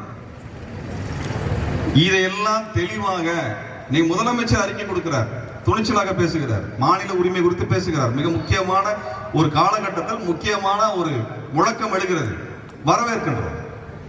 ஆனால் கட்சியின் அடிமட்ட அளவில் வீதியில் இறங்கி வேலை செய்யலன்னா இங்க இருக்க அதிகாரி யார் யார் உங்களுக்கு எதிராக வேலை செய்யறான்னு தெரியாது. நாளைக்கு இந்த அதிகாரி 2 லத்தி சார்ஜ் பண்ணான்னா யாருக்கு எதிராக போய் நிற்கும்? யாருக்கு எதிராக போய் நிற்கும்? தூத்துக்குடியில துப்பாக்கி சூடு நடந்தது. அந்த அதிகாரிகள் முதலமைச்சர் சொன்னார், நான் டிவியை பார்த்தா தெரிஞ்சுன்னு எடப்பாடி சொன்னார். ஏன் நடக்காது? அந்த ஆட்சி வீழ்றதுக்கு அதான் காரணமாக இருந்தது. இதையெல்லாம் கேள்வி கேட்க வேண்டிய பொறுப்பு ஆட்சியாளர்கள் இருக்கிறது. இதெல்லாம் சொல்றதுக்கு இடம் இல்லாத இங்க சொல்றேங்க. ஒரே ஒரு திமுக இருக்கார், போய் சொல்லுவார்ன்ற நம்பிக்கையில சொல்றாங்க. பாவத்தை இல்ல, நம்ம என்ன பிரச்சனைனா இங்கே அரசு வர்க்கம் முழுவதும் பாரதிய ஜனதா கட்சி சார்பாக இருக்கிறது. ஊடகங்களும் சரி, அதிகாரிகளும் சரி. அதனால பாரதிய ஜனதா கட்சி நாளைக்கு ஆட்சியை விட்டு போய்விட்டால் நமக்கு சாதகமாக எல்லாம் நடந்துடும் நம்பிடாதீங்க. இருக்கிறவங்க எல்லாம் சங்கி பயலா தான் இருக்கிறான். இருக்கிற பயமுக சங்கி பயலா தான் இருக்கிறான். காங்கிரஸ் கட்சி ஆட்சியில் இருந்த பொழுதுதான் ஆர்எஸ்எஸ் பயிற்சி பட்டறையிலிருந்து ஐஏஎஸ் அதிகாரிகள், ஐபிஎஸ் அதிகாரிகள் பணிக்கு வந்து சேர்ந்தார்கள். அதெல்லாம் தடுக்கல, அதையெல்லாம் தடுக்கல. அப்ப இப்படிப்பட்ட நிலைமையில நாம் தான் கவனமாக இருக்கணும். அதுல ரொம்ப ரொம்ப முக்கியமானது, இந்த வக்பு திருத்த சட்டத்திற்கு எதிராக நம் மக்களுடைய உரிமையை, நமது நிலத்தை, பாரம்பரிய உரிமையை, வழிபாட்டு உரிமையை, தளங்களை கைப்பற்றுவதற்காக நடத்தக்கூடிய மிகப்பெரிய ஒரு தாக்குதலாக இந்த சட்டத்தை நீங்கள் பார்க்க வேண்டும். திரும்ப நினைத்துக் கொள்ளுங்கள், பாலஸ்தீனத்தில் குண்டு போட்டு நிலத்தை பிடிக்கிறான், இங்கே சட்டத்தை போட்டு நிலத்தை பிடிக்கின்றான். 2ம் நில அபகரிப்பு நடக்கிறது. நாளைக்கு பாலஸ்தீனத்தை அவர்கள் எப்படி இழந்தார்கள்? நிலத்தை இழந்ததனால் தான் பாலஸ்தீனத்தை இழந்தார்கள். நமக்கு நன்றாக தெரியும் வரலாறு. நிலம் இல்லை என்றால் வாழ்க்கை இல்லை, உரிமை இல்லை. நம்முடைய உரிமையை பாதுகாக்க வேண்டும் என்றால் நிலத்தை பாதுகாக்க வேண்டும். அவ்வாறு நிலத்தை பாதுகாப்பதற்குரிய பெரும் போராட்டமாக இந்த போராட்டம் இருக்கிறது. போராட்டத்தில் பங்கெடுத்த அனைவருக்கும் எனது புரட்சிகர வாழ்த்துக்கள் தெரிவித்து உங்களோடு மேற்பது நிலைக்கும் என்றும் துணை நிற்கும் என்ற உறுதியோடு விடைபெறுகிறேன். நன்றி.